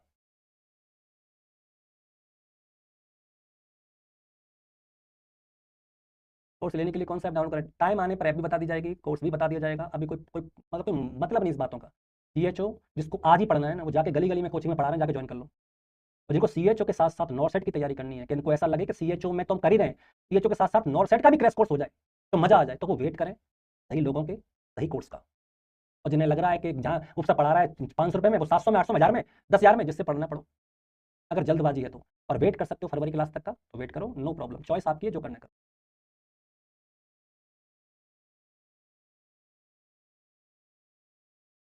क्लियर है? हाँ, साहिल खान, कार्ड के स्पिन से डैमेज नहीं होगा। हाँ, वासेक्टोमी नहीं करूँ क्योंकि वासा डिफरेंस डैमेज हो जाएगा। हाँ, ये क्या बात होती है? प्रोसीजर में करूंगा, बच्चे पैदा नहीं करूँ, वजाइना डैमेज हो जाएगी, रहने दें, सीजन करा लें, सीजन नहीं करा सकते ना, एब्डोमेन डैमेज हो जाएगा। हाँ तो मुंह से बाहर निकालें, आएगा नहीं ना बच्चा मुंह से बाहर। साहिल, बेटा बच्चा मुंह से बाहर कैसे आएगा? मुंह फट जाएगा। अरे बच्चा करें कि ना करें, रहने दो। ये क्या बात होती है कि कोई प्रोसीजर इसलिए नहीं करेंगे कि शायद वो ऑर्गन डैमेज हो जाए। शायद होगा ना, डॉक्टर कर रहा है, कारपेंटर या दर्जी नहीं कर रहा है इसको। नहीं, कारपेंटर या दर्जी कर रहा है क्या इसको? यूं तो लोग आईएम इंजेक्शन में आदमी को मार देते हैं, उसका कोई ठेका थोड़ी है, ज्यादातर को दिक्कत नहीं आती। बाकी तुम समझदार हो। ठीक है साहिल, आगे चलूं? साहिल को ये बताना था, बस साहिल को सिर्फ इतना बताना था कि इस वाले पोर्शन को कार्डिक स्पिंचर कहते हैं। और मैंने ये मान लिया कि साहिल तुझे पता है कि ये वाला पार्ट कार्डिक स्पिंचर है। तालियां बजते रहनी चाहिए साहिल के लिए। पहला व्यक्ति है जिसने, मैंने आज तक मुझे खुद नहीं पता था कि ये वाला पार्ट कार्डिक स्पिंचर कहलाता है। ये पहला व्यक्ति है जिसने अपनी नॉलेज को बिल्कुल कमेंट बॉक्स में झलका दिया कि सर ऊपर वाले पार्ट को कार्डिक स्पिंचर कहते हैं। तो बिल्कुल मानना पड़ेगा साहिल, इसमें तो कोई दिक्कत वाली बात ही नहीं है। तुम पहले व्यक्ति हो, शायद किसी किताब में भी नहीं लिखा ये। नहीं नहीं, किताब में तो नहीं है ये कहीं और से, ये है बेहतरीन, आज तक सुना ही नहीं किसी ने। ओहो,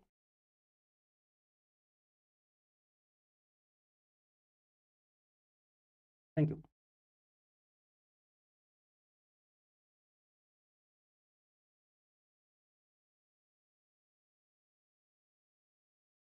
तुम लोगों को नहीं पता था ये? बेटा सुन लो, थैंक्स टू बोलो साहिल को कि ये कार्डिक स्पिंचर होता।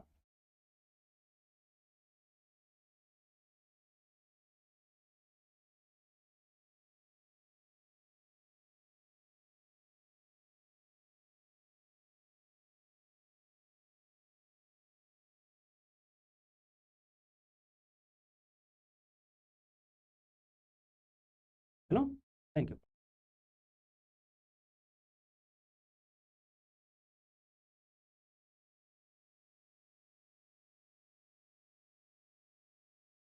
पहले तुमने समझा जी।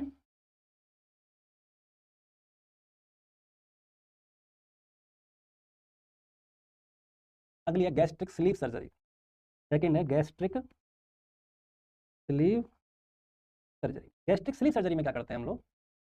इसे इसे स्लीव गैस्ट्रेक्टोमी भी कहते हैं, known as sleeve sleeve gastrectomy. Sleeve gastrectomy इसमें काम आती है, वेट रिड्यूस करने में काम आती है। इस सर्जरी के द्वारा क्या करते हैं? Reduce size of stomach. Stomach के साइज को रिड्यूस कर देते हैं। स्टमक के साइज को रिड्यूस किया जाता है किससे? गैस्ट्रिक स्लीव से।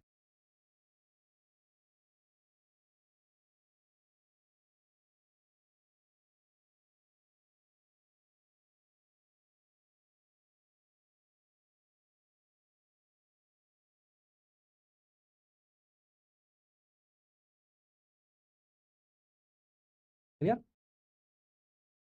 आप इसमें रिमूव करते हैं, remove 80% part of stomach. Stomach का लगभग 80% पार्ट रिमूव कर दिया जाता है, और उसके बाद जो बचता है वो ट्यूबुलर स्लीव्स बचता है। एंड रिमेन, रिमेन कैसा बचता है? Tubular sleeve. ट्यूबुलर स्लीव बचता है, यानी पूरा जैसे ट्यूब के जैसे शेप इसकी होती है, केले के जैसी इसकी स्टमक के। ये भी बनाना शेप में आते हैं? हाँ, आते नहीं है, बनाते हैं। अच्छा, स्टमक को बनाना बनाना, स्टमक को बनाना बनाना क्या कहलाता है? Gastric sleeve surgery. आपने कहा समझा दीजिए एक बार, उसमें कुछ है नहीं समझाने के लिए, बहुत आसान। मैंने कहा बताओ, नॉर्मल स्टमक ये रहा, मैंने कहा और स्लीव गैस्ट्रेक्टोमी ये रही। कैसे? मैंने कहा देखो आपने क्या किया, स्मॉल पोर्शन यानी छोड़ दिया और लगभग 80% आपने स्टमक को रिमूव कर दिया, part of stomach is removed. और ये जो बच गया ये तो बचा है केले जैसा, इसलिए इसका नाम है बनाना स्टमक। क्या बच गया? बनाना स्टमक। आपने कहा बनाना कम लग रहा है, खीरा ज्यादा लग रहा है, तो सेब पे मत ध्यान दे, तू तो जो टीचर कह रहा है वो ध्यान दे कि नहीं बनाना ही है, पीडिया वाला कह रहा है तो बनाना ही होगा। क्या पता मोटे बनाना आ रहे हो, श्रीलंका के बनाना है ये।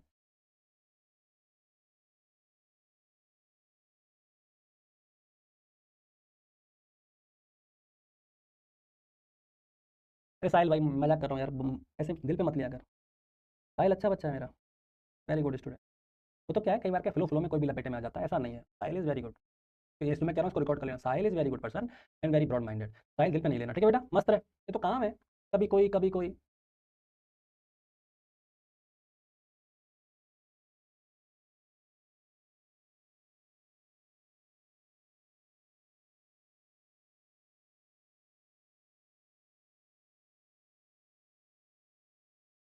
अरे आ जाएगा साहिल, कोई बात नहीं।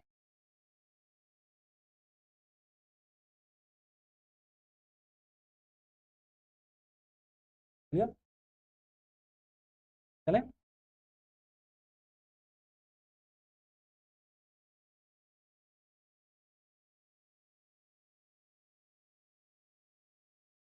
आगे चलो, ठीक है। और कोई सर्जरी इसके अलावा? हाँ और भी सर्जरी इसके अलावा कौन सी है?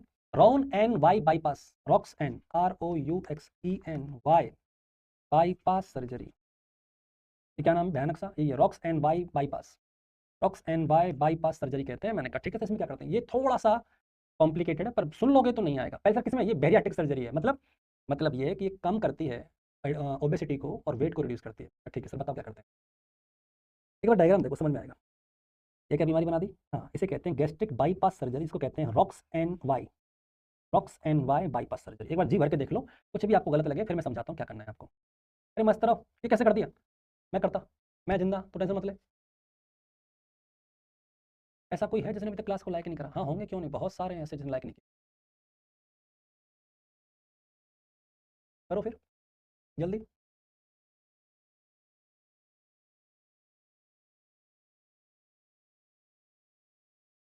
आपने कहा बताओ सर कैसे करना है। देखो मुझे इसको सर्जरी करते समय किस बात का ध्यान रखना है? सबसे पहले यहाँ मुझे कट लगाना है, इस वाली साइड पे एक कट लगाना है, दिख गया कट का लगेगा, हाँ इस वाली पॉइंट पे कट लगाना है। और कट लगा के यहाँ पे लगा देना स्टेपलर। क्या लगाना है? स्टेपलर। तो स्टेपलर लग गया, ऐसे कट करके मैंने टाँके लगा दी स्टेपलर से, तो ये वाला स्टमक यहाँ से बंद हो गया। मैंने ये क्या कर दिया? हाँ सुनो तो सही। फिर मैं सुन, ध्यान सुन, रुक जा। फिर यहाँ से मैंने इंसीजन लगाया इंटेस्टाइन में, यहाँ से कट लगाया इंटेस्टाइन में, और इस वाले पार्ट को ऊपर ले जाके जोड़ दिया उस वाले पार्ट से, तो स्टमक से मैंने अलग किया था।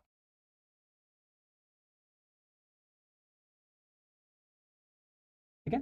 इस नीचे वाले पार्ट को मैं ऊपर ले जाके जोड़ दिया स्टमक के बाकी के पार्ट से, सॉरी स्टमक के ऊपर वाले पार्ट से। अब ये वाला पार्ट बच गया, कौन सा पार्ट बच गया? ये वाला पार्ट बच गया, ये वाला। अब ये वाला पार्ट बच गया और ये वाला पार्ट सीधा खड़ा हो गया सड़क पे जैसे यूं। तो ये वाला पार्ट जब सीधा खड़ा हुआ यहां जुड़ा है और ये वाला पार्ट ऊपर रह गया, फिर इस वाले पार्ट को नीचे ले जाके जोड़ दिया इस खड़े वाले पार्ट से।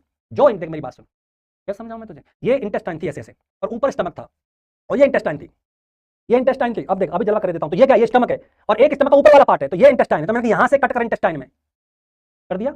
अब इसको ऊपर ले जाके जोड़ किसमें? स्टमक में जोड़ दिया। अब इस वाले पार्ट को इंटेस्टाइन को जोड़ दे इसमें। बेहतरीन, चांद भी का चांद हो। समझ आ रहा है कि नहीं आ रहा? अरे मैं और कैसे समझाऊं रे तुम लोगों को?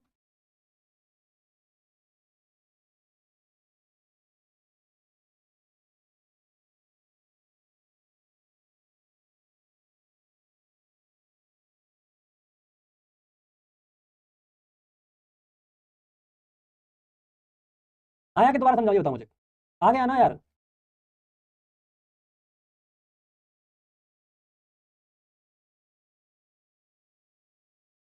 कॉपी में कैसे लिखूं? यूं? मेरा फोटो बना के लगा दियो उसे, स्क्रीनशॉट लेके।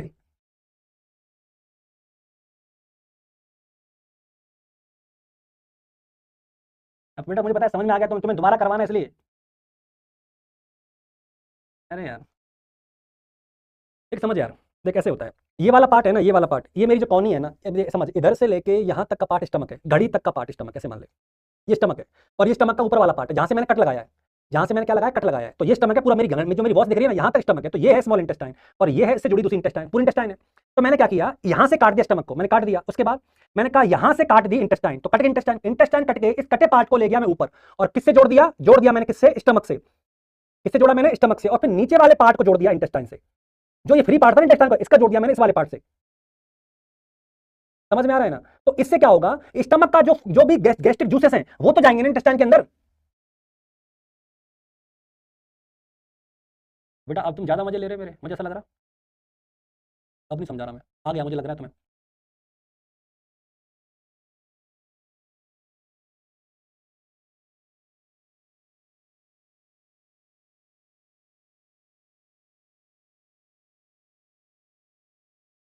सीमा सर आपका स्टमक कहाँ है? ओहो, मेरा स्टमक, सीमा मेरा स्टमक कहाँ है, क्या बताऊँ तुझे?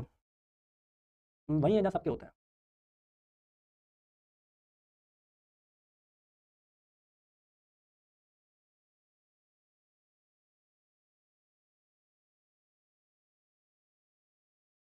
वही तो,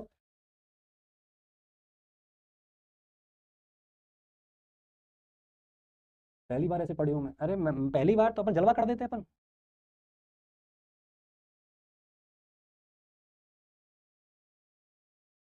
पहले शादी के एल्बम में ये वाला पोज पक्का होता था, बिल्कुल सही कहा तूने।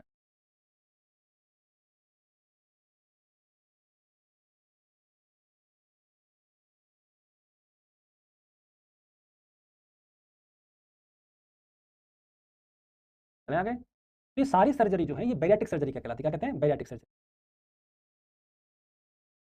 ठीक है बच्चों, चलो मूव फर्दर।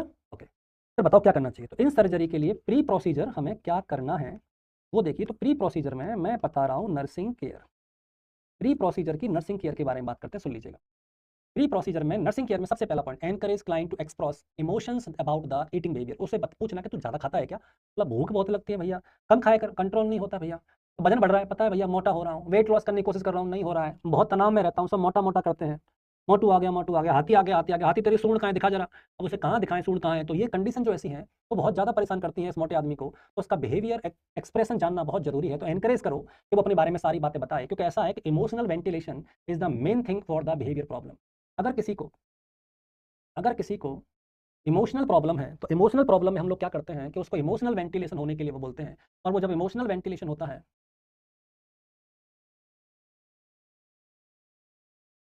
समझ में आ रहा है, तो इमोशनल वेंटिलेशन उसे एनकरेज करना है। क्या बोलिए, जो भी दिक्कत है आप बोलिए, कोई बात नहीं।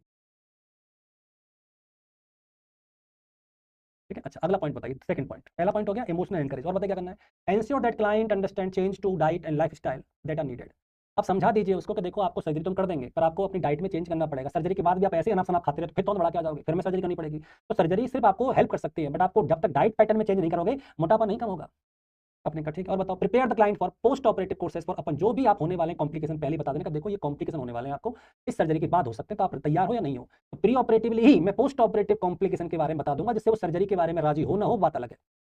मैंने कहा ठीक है ठीक है। Then arrange the bariatric bed for the mechanical supporting lifting device. मोटा आदमी है, मैकेनिकल लिफ्टिंग डिवाइस चाहिए बेड पे, तो वो आप करवा दीजिएगा, तुमसे उठेगा ही नहीं। तुम तो बेटा वैसे 80-20 का रेशो लेके हो, 80-20 का रेशो लेके बैठो, 4 नर्सों से हिले नहीं, उठना तो बहुत दूर की बात है, फीमेल से मेल तो फिर भी टक्कर देकर उठा लेंगे। इसलिए कहते हैं कि भैया बराबर कर दो, 50-50 कर दो, 80-20 बंद कर दो, ऐसे मोटे आएंगे तो उठाएगा कौन। ये होगी प्री ऑपरेटिव। पोस्ट ऑपरेटिव में, पोस्ट प्रोसीजर में मुझे क्या करना चाहिए। पोस्ट प्रोसीजर के दौरान नर्सिंग केयर में किन किन बातों का ध्यान रखना है वो बताइए। तो सबसे पहले monitor the leak of anastomosis. जहां से आपने इसको इतना जोड़ा है, कभी यहां से काट के वहां से जोड़ा, वहां से काट के वहां जोड़ा, तो लीक होने के चांसेस है। जब ज्यादा जुड़ेगा तो लीक होगा एनास्टोमोसिस। तो लीक एनास्टोमोसिस होगा तो बॉडी में क्लिनिकल फीचर दिखाई देंगे, और वही आपको समझ में आना चाहिए कि कौन कौन से क्लिनिकल फीचर हैं जो आपको दिखाई दे रहे हैं। तो लीक एनास्टोमोसिस के साइन कौन कौन से हैं याद रखिएगा कि आपको, जिसको ये लीक हुआ है उसके बैक, शोल्डर में और एब्डोमेन में पेन बढ़ जाएगा। तो ये जो पेन है वो इंक्रीज हो जाएगा। और कहाँ कहाँ पेन हो रहा है इसको, इसको बैक में पेन हो रहा है, कमर में इसके दर्द है, शोल्डर में इसके पेन है, शोल्डर पेन है, और इसके एब्डोमिनल में जो पेन है वो बढ़ेगा धीरे धीरे अगर वो लीक कर रहा है तो। ठीक, and then client is the restlessness, tachycardia, oliguria. Restlessness होगा, टैकीकार्डिया होगा और ओलिगोयूरिया होगा। ठीक है, ये सारे साइन किसके हैं, लीकेज के, किसके, एनास्टोमोसिस के। देन हमें क्या करना चाहिए, नोटिफाई द प्रोवाइडर इमीडिएटली, तुरंत बुला के लाना चाहिए किसको, जो प्रोवाइडर जिसने किया है procedure. Why, because it is life threatening situation, ये लाइफ थ्रेटनिंग सिचुएशन है, तो इसमें रिस्क नहीं लेना, तुरंत बुला के ले आना अगर आपको लग रहा है कि लीक कर रहा है तो। देन अगर आपने जो इसके बाद एनजी ट्यूब डाली है वो डिस्प्लेसमेंट हो सकती है, तो इसलिए अगर आपको लग रहा है हल्का सा भी एनजी ट्यूब डिस्प्लेसमेंट हुआ है, then you should be notify the provider. Clear है, याद रहेगा। फिर आपको पोस्ट ऑप केयर देनी है, कॉम्प्लिकेशन से प्रिवेंट करना है, ये सब आपको ध्यान में रखना है। और बताइए, मैंने कहा पोस्ट ऑपरेटिव कॉम्प्लिकेशन कौन कौन से हो सकते हैं। Post operative complication that are increase risk due to the obesity, कौन कौन से, एटेलेक्टेसिस हो सकता है, थ्रोम्बोएम्बोलिस हो सकता है, इंसिजनल हर्निया हो सकता है, और पेरिटोनाइटिस हो सकता है। ये जो कंडीशन है बच्चे, ये पोस्ट ऑपरेटिव कंडीशन डेवलप हो सकती है ओबेसिटी की वजह से, जैसे कि एटेलेक्टोसिस है, थ्रोम्बोएम्बोलाइजेशन है, इंसिजनल हर्निया है और पेरिटोनाइटिस है। ये कॉम्प्लिकेशन है पोस्ट ऑप के। तब किया है जब आपने सर्जरी की है, बैरियाट्रिक सर्जरी, वेट को रिड्यूस करने के लिए। ठीक है, फिर आपको क्या करना है, आप इसको एयरवे को और ऑक्सीजन सैचुरेशन को चेक करिए, क्योंकि अगर आपको ये लग रहा है कि एटेलेक्टोसिस है या थ्रोम्बोएम्बोलिज्म है तो रेस्पिरेटरी डिफिकल्टी आना तय है, तो आप इसका एयरवे और ऑक्सीजन सैचुरेशन जरूर चेक करिएगा। ठीक है, provide the client semi Fowler position, semi Fowler position रखनी है क्लाइंट को, जिससे लंग्स एक्सपांड होते हैं, दिक्कत ना आए। मॉनिटर बाउल साउंड, इसकी बाउल साउंड को चेक करिए। ठीक है, फिर कह रहा है और क्या करना है, इस पे एब्डोमेन बाइंडर, एब्डोमेन बाइंडर जहां से आपने सर्जरी करी है और वहां सर्जरी करके आप उस पे एब्डोमेन बाइंडर लगा देंगे। बाइंडर लगाने से का पर्पज कोई पूछे क्यों लगाते हैं, तो आंसर है प्रिवेंट दही सेंस। नाम सुना होगा आपने, दही सूचर के हटने के चांसेस को कहते हैं दही सेंस। तो प्रिवेंट दही सेंस करने के लिए आपको एब्डोमिनल बाइंडर लगाना पड़ेगा, एब्डोमिनल इंसिजन के ऊपर। बाइंडर पे ध्यान, तो जिसने पहना है उस पर ध्यान मत दो, वो भी ठीक है, पर बाइंडर बढ़िया है। क्लाइंट को बोलो कि डेली एम्बुलेट करे, कम से कम 30 मिनट तो वो चले, जिसको आपने बैरिएट्रिक सर्जरी करी। तो एम्बुलेशन का बहुत जरूरी है, बैठने को मत बोल देना, पूरे दिन पड़ा रहे, थोड़ा चलना चाहिए इस क्लाइंट को। ऑफिशियल रोशन, सर मेरा बर्थडे है, जन्मदिन मुबारक हो बच्चे।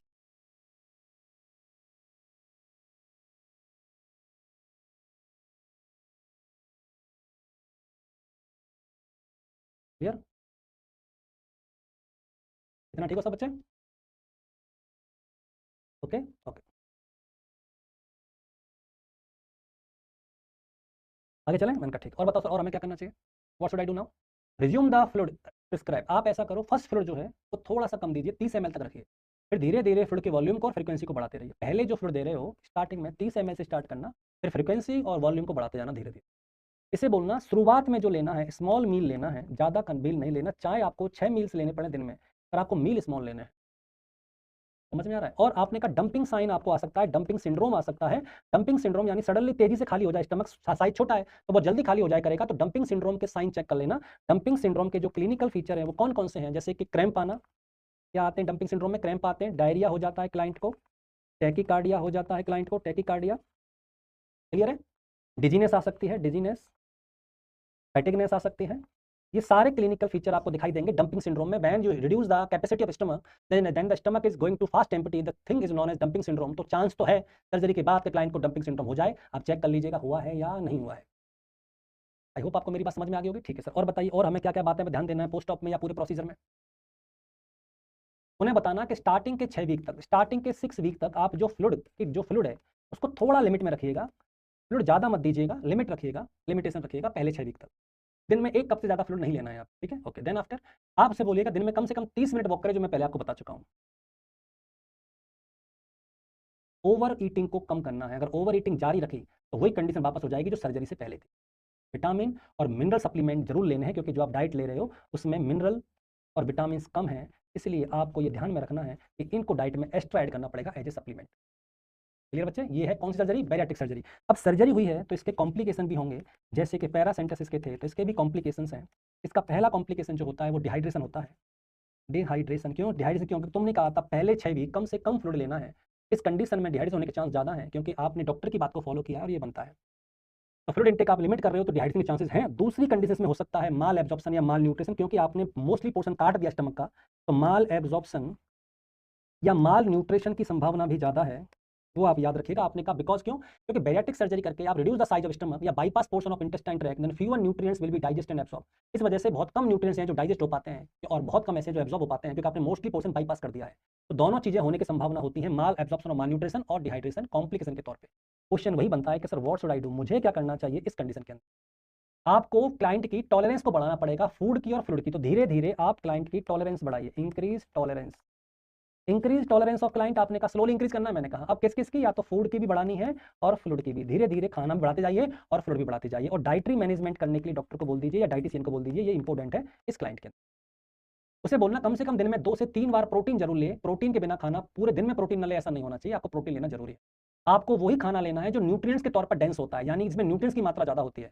ऐसे खाने नहीं खाने जिसमें कि कोई कैलोरी ना हो, जैसे कि आपने ले लिया कोलाज ले लिए, मोमोज ले लिए, ये सब चीजें नहीं लेनी है। आपको वो खाने ज्यादा लेने जिसमें न्यूट्रिएंट्स की वैल्यू ज्यादा है, वो खाने ज्यादा लेने जिसमें प्रोटीन की वैल्यू ज्यादा है। ऐसे खाना कम खाना है जिसके अंदर कैलोरी कम है या 0 कैलोरी है या यूजलेस है।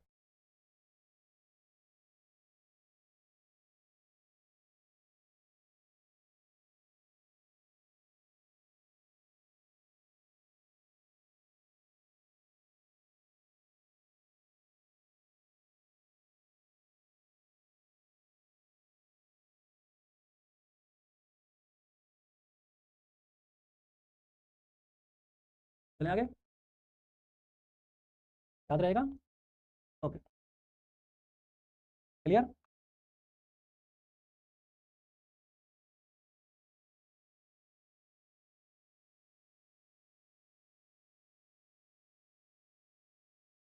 यहाँ तक ठीक है सब लोग? तो this one is the theoretical portion for today. ये है थ्योरेटी का। अब हम स्टार्ट करेंगे एमसीक्यू। क्या स्टार्ट करेंगे बच्चे? एमसीक्यू। तो now we are going for MCQ. MCQ start करने से पहले now we are giving some two line. तो साथ फरमाइएगा, आपके सामने आपकी सेवा में 2 लाइन हाजिर है। आपकी सेवा में 2 लाइन हाजिर है, फिर साथ फरमाइएगा। बिल्कुल।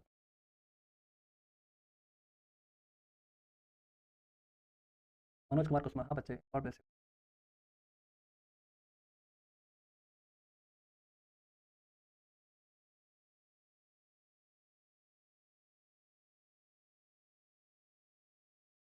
जब बिछड़ कर वो गमजदा ही नहीं, जब बिछड़ कर वो गमजदा ही नहीं, इसका मतलब है कि इसका था ही नहीं। जब बिछड़ कर वो गमजदा ही नहीं, इसका मतलब है कि इसका था ही नहीं। बाप कुर्बान हो गया उन पर, बाप कुर्बान हो गया उन पर, बेटे कहते हैं कुछ किया ही नहीं। बाप कुर्बान हो गया उन पर, बेटे कहते हैं कुछ किया ही नहीं। इसीलिए शोर करते हैं गूंगे, इसीलिए शोर करते हैं गूंगे, बोलने वाला बोलता ही नहीं। इसलिए शोर करते हैं गूंगे, बोलने वाला बोलता ही नहीं। उन्हें दुनिया में ऐब है पंकज, पूरी दुनिया में ऐब है पंकज, बेवफा सिर्फ बेवफा ही नहीं। समझ में आया बच्चे? आ जाएगा धीरे, रिपीट मोड में देखो जरूर आए। स्टार्ट करें। तो the first question on screen, पहला क्वेश्चन आपके सामने। पोल की व्यवस्था कर देते हैं। तो ये पोल आ गए आपके सामने और ये रहा पोल। फास्ट, जल्दी करें पोल की व्यवस्था।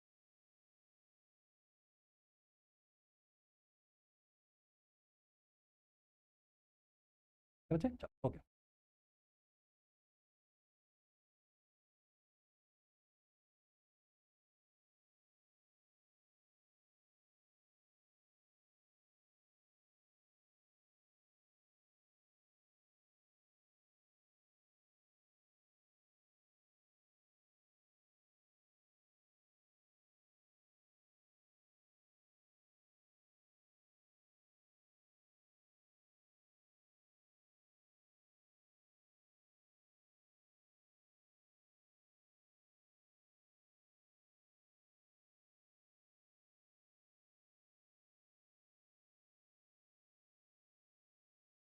हेलो, बताओ फटाफट, आ गया आंसर? अरे वाह।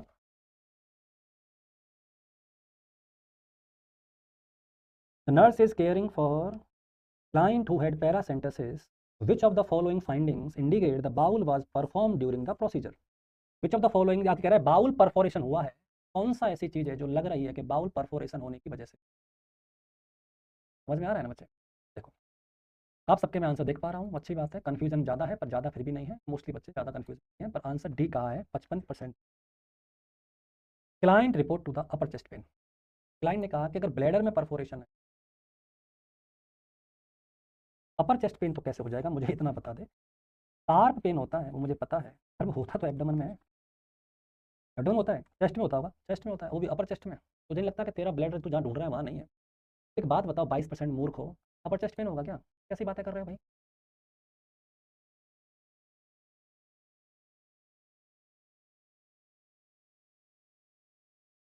God bless you.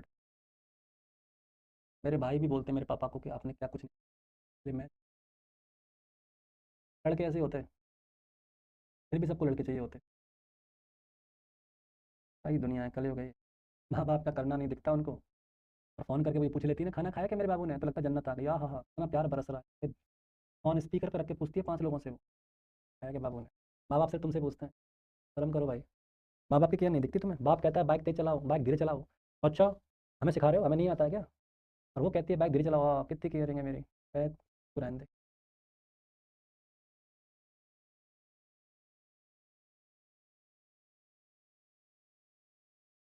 मिन्ना अन्ना मेवार जी खता, एक तो तेरा नाम मिन्ना, मिस्टर अंसा मेवार था Kheda.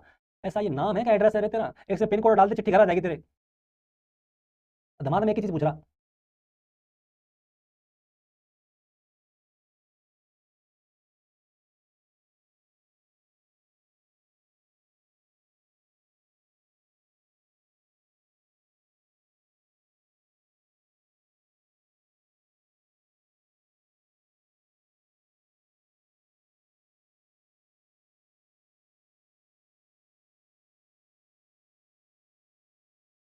Increase urine output, increase ना होता, चिल्ला चिल्ला के कहा था, डिक्रीज होता। ओके, पहलर, पहलर पढ़ रहा है बच्चा, पैरों में आ रहा है पीला नहीं पढ़ रहा है। क्यों पड़ेगा पीला परफोरेशन में? हाँ, temperature elevation indicate the perforation of the paracentesis, तो that is the thing, answer is D. 55% सही, 45% गलत। छी, छी है इन पे ये 45% लोग हैं, छी छी छी।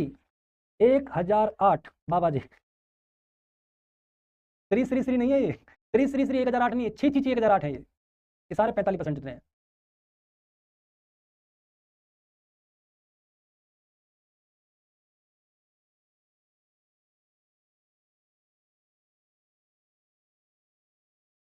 चले, चलो सुनो आगे।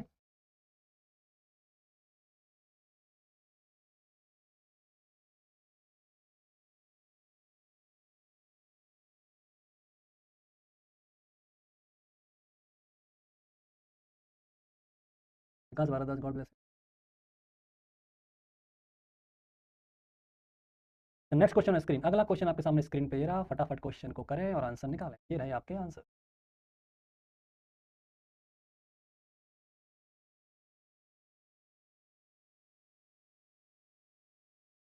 Gopal, God bless.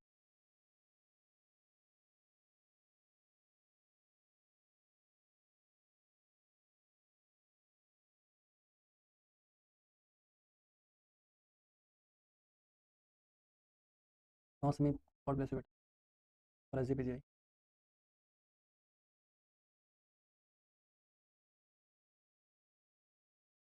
A nurse is providing care to client who is the first day post-operative paracentesis. The nurse observed clear pale yellow fluid leaking from the operative site. Which of the following appropriate nursing action? मैंने कहा था सबसे पहले तो pressure लगाना है, pressure लगाने के बाद भी ना हो तो मैंने कहा था ड्राई स्टेराइल ड्रेसिंग, मैंने कहा था तुमसे आप ड्राई स्टेराइल ड्रेसिंग अप्लाई करना। अभी पढ़ा के गया हूँ, बहुत देर नहीं हुई है, और 91% ने जलवा ठोक दिया, मतलब बहुत बेहतरीन काम किए हो बे, एक नंबर काम है। इसमें भी कुछ है ABCD वाले 2-3%, उनके बारे में बात कर लेता हूँ, चीची के बारे में। Place a clean towel near the drainage side, sterile dressing is only applied, towel नहीं लगानी है, कांवरिया के गाने नहीं गाने टॉवल लगा के, ठीक है। अटैच ऑस्टम बैक, ऑस्टम बैक क्यों लगाना है जब जरूरत नहीं? ऑस्टम बैक की तो यहाँ कोई यूज ही नहीं है, इनअप्रोप्रिएट यूज है यहाँ पे। Place the client supine position, supine position नहीं, बेड को हेड को एलिवेट करते, सब पढ़ा है, सब पढ़ा चुका हूँ। लंग्स को एक्सपांड करने के लिए मुंह मत चलाओ, अभी है ना, ध्यान रखना। तो देखा है, बताया था मैंने, हेड के हेड को एलिवेट करते हैं, लंग्स एक्सपांड अच्छा होता है, ठीक है ना। क्वेश्चन नंबर सेकंड का आंसर बी, पक्का। अगला क्वेश्चन, नेक्स्ट क्वेश्चन स्क्रीन, फटाफट समय खराब नहीं करते, जल्दी जल्दी ध्यान दो, जल्दी पोल करवाओ सर, ये लो पोल, फटाफट आओ बेटा।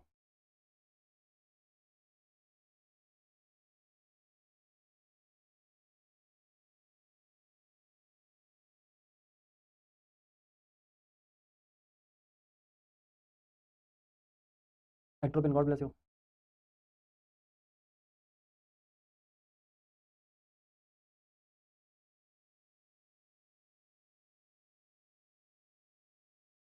Do it fast.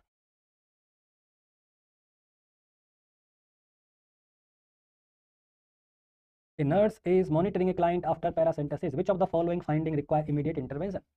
कौन सा है जिसमें इमीडिएट इंटरवेंशन चाहिए? I told you that client में वेंट इनटू द हाइपोटेंशन, और हाइपोटेंशन में जाएगा तो वो हाइपोटेंशन जो क्रिटिकल कॉम्प्लिकेशन होता है, और इसमें ये दिखा रहा है कि हाइपोटेंशन है, जो आपके 81% बच्चे हैं जो कह रहे हैं कि ए है hypotension. Sir mild abdominal discomfort, mild जब कह दिया तो माइल्ड ये बताओ मुझे इमीडिएट कैसे हो सकता है? अरे दिमाग से पैदल हो गया तुम लोग 10% लोग, तुमने कैसे किया इसका आंसर? रोशनी और यार मुझे कुछ पूछना है आप, पूछ रोशनी, पूछ ले रोशनी, नहीं अंधेरा आ जाएगा तेरी जिंदगी में, अगर ये इससे इंपॉर्टेंट बात है तो पूछ ले भैया, तू क्यों मन में रख रही है, पूछ बेटा। सर माइल्ड है तो माइल्ड कभी होता है क्या? इमीडिएट, इमीडिएट पूछा है मतलब तुरंत किसमें केयर करेंगे? अच्छा सर, सर रेस्पिरेट 18 है तो सर मैंने कहा 1800 है क्या ये? नहीं नहीं, तो सर 18 तो नॉर्मल होती है, अरे नॉर्मल होती है 18। स्लाइट डिजीनेस, हल्का सा डिजीनेस, अरे खड़े होने में वो तो मेरे को भी आता, खड़ा होता हूँ हल्का चक्कर आ जाते, तो इमीडिएट थोड़ी होता है कि तुरंत लेट जाओ।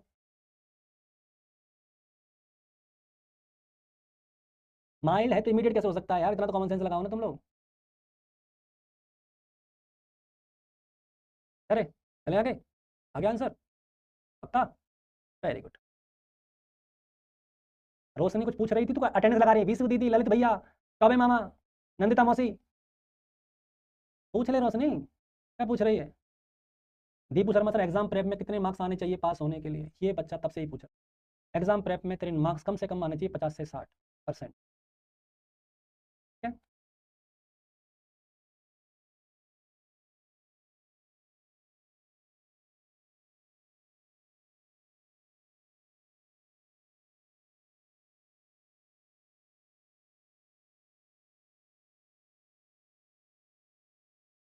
नर्सिंग ऑफिसर को।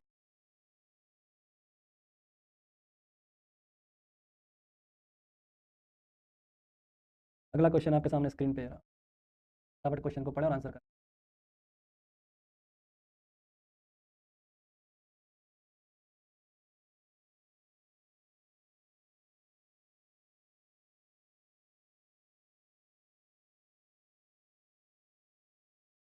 रोशनी भैंस, लिखा है निशा भैंस, निशा भैंस। ऐसा है बेटा, मैं आगे चलूँ या पीछे चलूँ ये मैं डिसाइड करता हूँ, ठीक है। या तो तमीज़ सीख ले बोलने की, नहीं तो कहीं और जाके पढ़। आगे चलो पीछे चलो, तू आगे चले जाना, कहीं और भी तो बहुत सारे यूट्यूबर हैं, कहीं पढ़ ले जाके।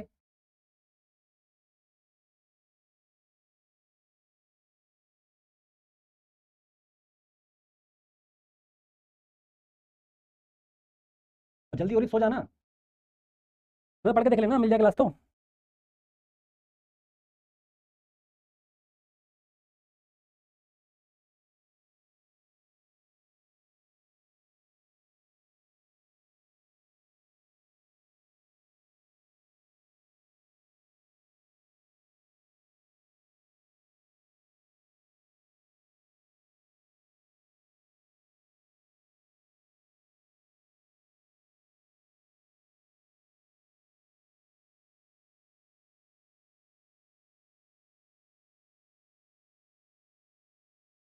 Nurse providing education to a client schedule for rocks e and by gastric bypass surgery, पढ़ाई थी अभी मैंने, वही वाली है जो मैंने बताई थी ना, ऐसे वाली, ये वाली। Which statement by the client need further in teaching, need for further, further teaching का मतलब विच स्टेटमेंट इज फॉल्स, निम्न में से कौन सा कथन गलत है। फर्दर टीचिंग का मतलब है कौन सा कथन गलत है, क्लियर है। अब आपके आंसर देख लें, मैंने देखते बता दो क्या। I will need to take vitamin mineral, मैंने कहा था मिनरल विटामिन लेने पड़ेंगे, ये बात मैं आपको बता चुका था, ठीक है।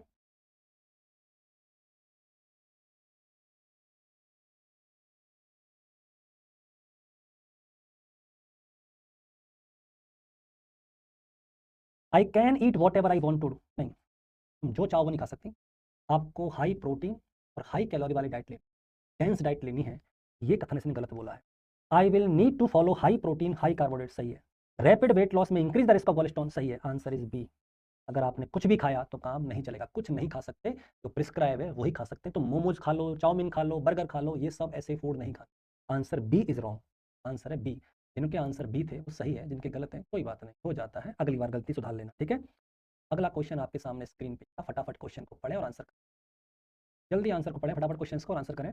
जिनका आंसर सही है वो जानते हैं कैसे क्लास अटेंड की है उन्होंने और क्या सीखा है, मैं यही तो जानना चाह रहा हूँ कि जिस दिन जितना सीखा है ना उतना ही बताएगा, कोई बात नहीं।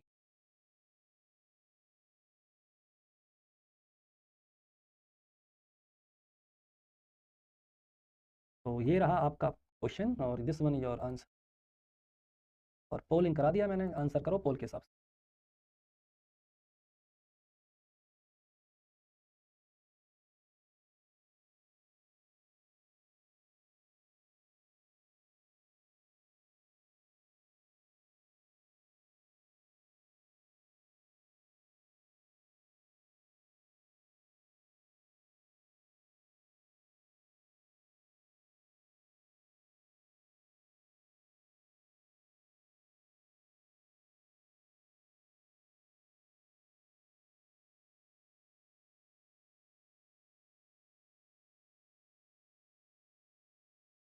नर्स इज केयरिंग फॉर हुई the post operative following the sleeve surgery, तुमने आधा 80% स्टमक काट दिया है, 80% स्टमक काट के तुमने बनाना बना दिया है स्टमक को, ऐसा कहलाता है sleep surgery. You should monitor the client for following potential complication, ये कह रहा है कि अगर आपने कट करके लगाया है तो हो सकता है कोई भी सूचर लूज रह जाए, हो सकता है कोई भी एनास्टमोसिस लूज रह जाए, और एनास्टमोसिस लूज होगा तो लीकेज होने के चांसेस ज़्यादा होते हैं, तो लीकेज होना कॉमन इसमें पोटेंशियल कॉम्प्लिकेशन है, इस बी। और सिर्फ 22% बच्चों का आंसर सही है, बाकी 78% बच्चे या तो कमेंट बॉक्स में अपनी किस्मत को फोड़ रहे हैं या पढ़ाई के अलावा बकवास पे ज़्यादा ध्यान, इच्छा उनकी है, चॉइस उनकी, उन्होंने अपना रास्ता,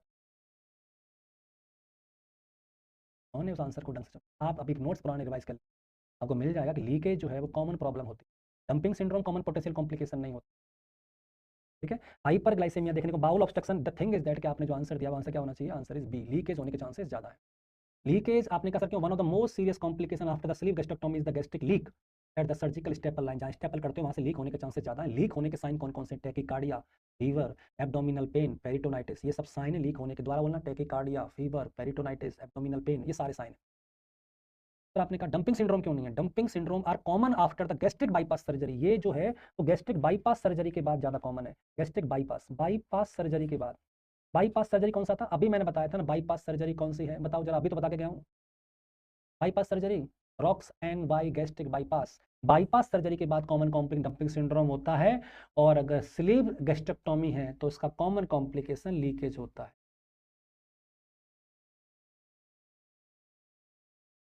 अनटेस्टा ऑब्स्ट्रक्शन पाया जाता है बट ये लेस कॉमन होता है। ठीक है बच्चे, याद रहेगा।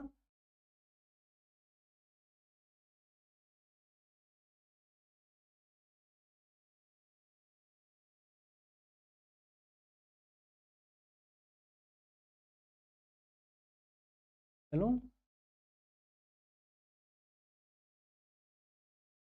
अगला question, the nurse is reinforcing. फटाफट क्वेश्चंस को पढ़ो और आंसर करो अपने अपने हिसाब से सारे बच्चे।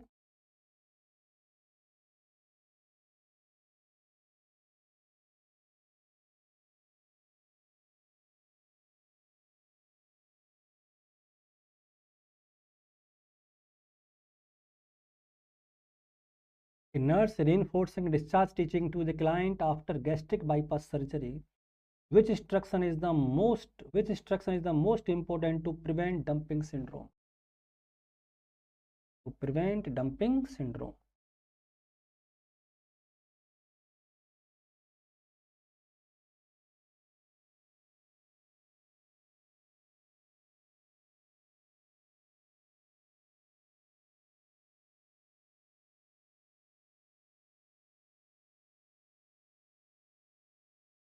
Do it fast.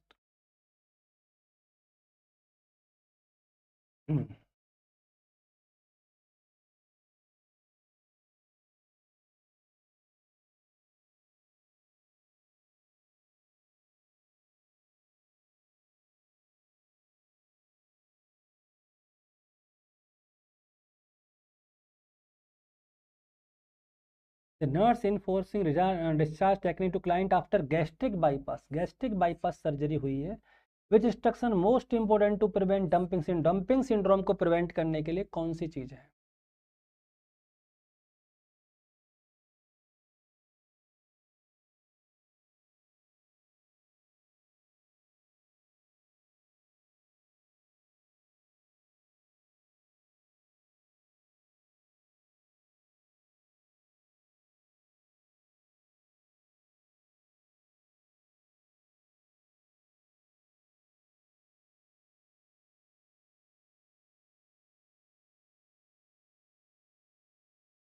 Clear answer?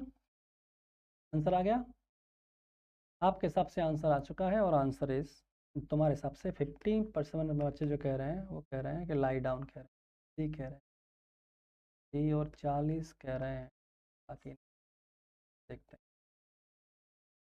हैं। Drink fluid with meal is at diet, जिसने कह रहा है कि फ्लूइड पी लीजिए, जो फ्लूइड है वो खाने के साथ लीजिएगा 30 मिनट पहले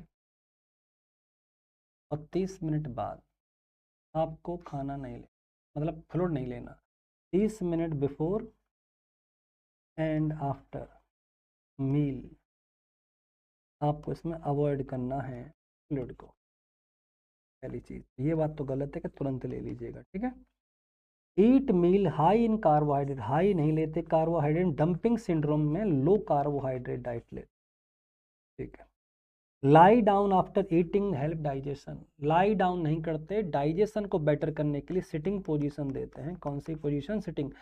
डंपिंग सिंड्रोम को प्रिवेंट करने के लिए, डंपिंग सिंड्रोम है तो अगर किसी को, तो सुपाइन सुला के रखिए, खाना नीचे कम जाएगा। डंपिंग सिंड्रोम ही नहीं है, अभी वो बात ही नहीं आई, तो आप सिटिंग करिए। सिटिंग करने से क्या होगा? सिटिंग अपराइट में खाना इजीली डाइजेस्ट होता है, इजीली डाइजेस्ट होगा तो फिर बिना पचा खाना नीचे नहीं जाएगा, इसलिए ये वाला कथन गलत है। Consume small frequent high protein diet, that is the good, क्योंकि आपको डाइट ऐसे लेनी पड़ती है डंपिंग सिंड्रोम से बचाने।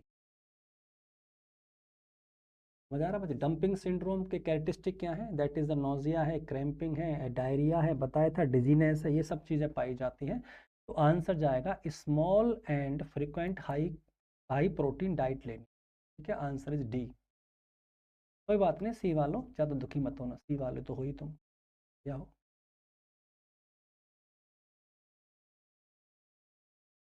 क्लियर यहाँ तक? और करेंगे क्वेश्चन, और आना है? ठीक है, चलो अगला क्वेश्चन बताओ। What is the next question? Do it fast.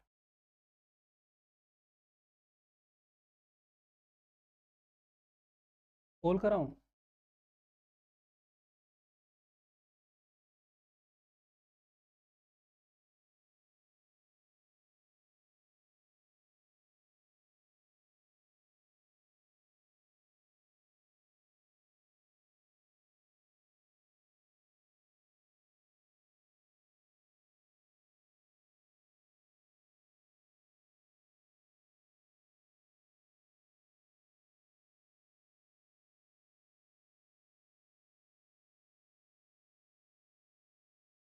कोई बात नहीं, क्वेश्चन ढंग से पढ़ा करो।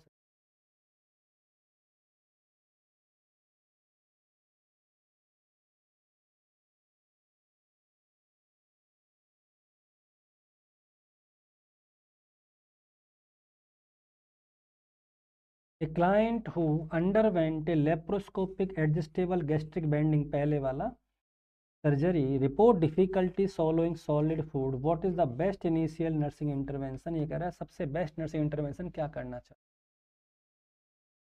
तो कोई बात नहीं, बच्चे जो कह रहे हैं उसके हिसाब से बता देता हूँ। 45 कह रहे हैं सी, और 45 कह रहे हैं, तो BC में कन्फ्यूजन है। BC देख लेते हैं। तो BC का मतलब पता ही है तुम्हें, तो देखते हैं BC क्या कहना चाह रहा है। ये कह रहा है कि लेप्रोस्कोपी के बैंड लगाया था और रिपोर्ट हो रही डिफिकल्टी सॉलिड फूड को नीचे जाने में। बेस्ट इनिशियल इंटरवेंशन क्या आप करना चाहिए nurse? Encourage large eat food, ये तो बकवास है, ये तो बिल्कुल बेहुदा चीज़ है कि दबा के खा, अपने आप भर जाएगा तो अपने आप नीचे खिसक जाएगा, खचाखच भर दे, तो ये तो बेवकूफ़ी। सजेस्ट स्विचिंग लिक्विड फूड होने का, लिक्विड ले लीजिए। अच्छा, लिक्विड रह रहे के जिंदा रह लेगा? सॉलिड फूड भी चाहिए ग्रोथ के लिए। Solid food is also necessary, solid food is also necessary for the digestion, इसलिए ज़रूरी है कि सॉलिड फूड आप लो।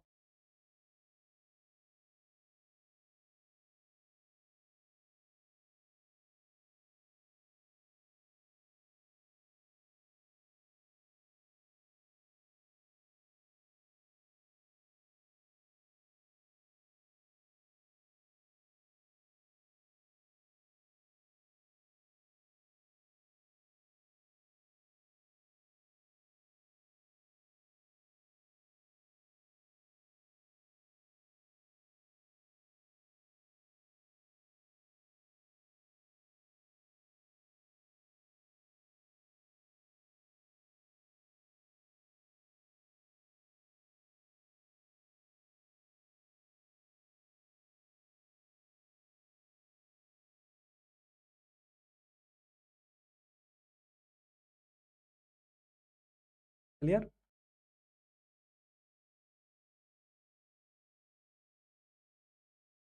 समझ में आया ना? तो अब इन दो में से आंसर है एडजस्ट द गैस्ट्रिक बर्न टू लूजन। आप ये कह रहे हैं एडजस्ट कर दीजिए, थोड़ा सा लूज कर दीजिए, खाना नीचे चला जाए। Nurse can not lose that, nurse नहीं कर सकती इसको। तो कौन करेगा? प्रोवाइडर, डॉक्टर, जो आता है। तो it's not nursing responsibility. Advise the food chewed many times, का बार बार चबाना जिससे खाना पतला हो जाए, निकल सके, that can advice given by the nurse. Nurse loose नहीं कर सकती, वो डॉक्टर का काम है। उसके ल्यूमेन को सकरा करना, चौड़ा करना, ये सब किसकी जिम्मेदारी है? डॉक्टर की। Confirm answer is B. Doctor मत बनो BC वालों, सी वालों, डॉक्टर नहीं हो तुम, नर्स हो, तो आप सोचो।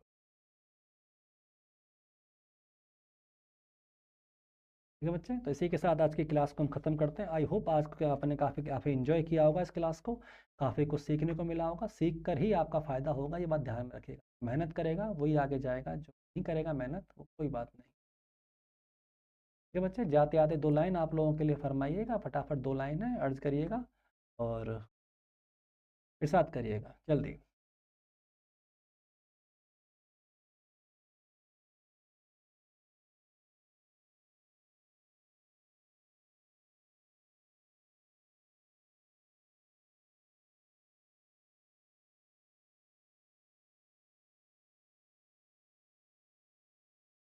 तो इरशाद करिएगा। तो लाइन आप लोगों के लिए, ऐसी तन्हाई के डरते हुए गम नज़र आते हैं, ऐसी तन्हाई के डरते हुए गम आते हैं, मेरी गुर्बत के सबब यार भी कम आते हैं, मेरी गुर्बत के सबब यार भी कम आते हैं, ऐसी तन्हाई के डरते हुए गम आते हैं, मेरी गुर्बत के सबब यार भी कम आते हैं, जख्म दिल का तेरे कहने पे छुपा लूँगा मगर, जख्म दिल का तेरे कहने पे छुपा लूँगा मगर, मेरी आँखों से नज़र तेरे सितम आते, मेरी आँखों से नज़र तेरे सितम आते। ठीक है बच्चों, तो बहुत जल्दी मुलाकात तो नहीं होगी, नेक्स्ट वीक में हो सकता है वीकेंड पे मुलाकात हो, तो थोड़ा गैप बड़ा हो सकता है, पर जब भी मुझे टाइम मिलेगा, when I will in Jaipur, मैं जब जयपुर वापस आऊँगा definitely I will take class, मैं क्लास ज़रूर लूँगा आप लोगों के लिए। बस पढ़ते रहिएगा, समय ख़राब मत करिएगा, जो समय है वो बहुत अनमोल है, समय जो है वो जीवन है, और ये बहुत सत्य वचन है, मेरी बात कॉपी के टॉप पे लिख लेना कि समय ही जीवन है, और जिसने समय बर्बाद किया उसने जीवन बर्बाद किया। लाइफ की प्रायोरिटी चेंज कर, सही प्रायोरिटी बनाओ, कौन सी प्रायोरिटी लाइफ की होनी चाहिए डिसाइड कर लो। ठीक है, बहुत जल्दी मुलाकात होगी अगली, तब तक के लिए पढ़ते रहिएगा और परेशान मत होइएगा। गुड नाइट, शुभ रात्रि, आखिर।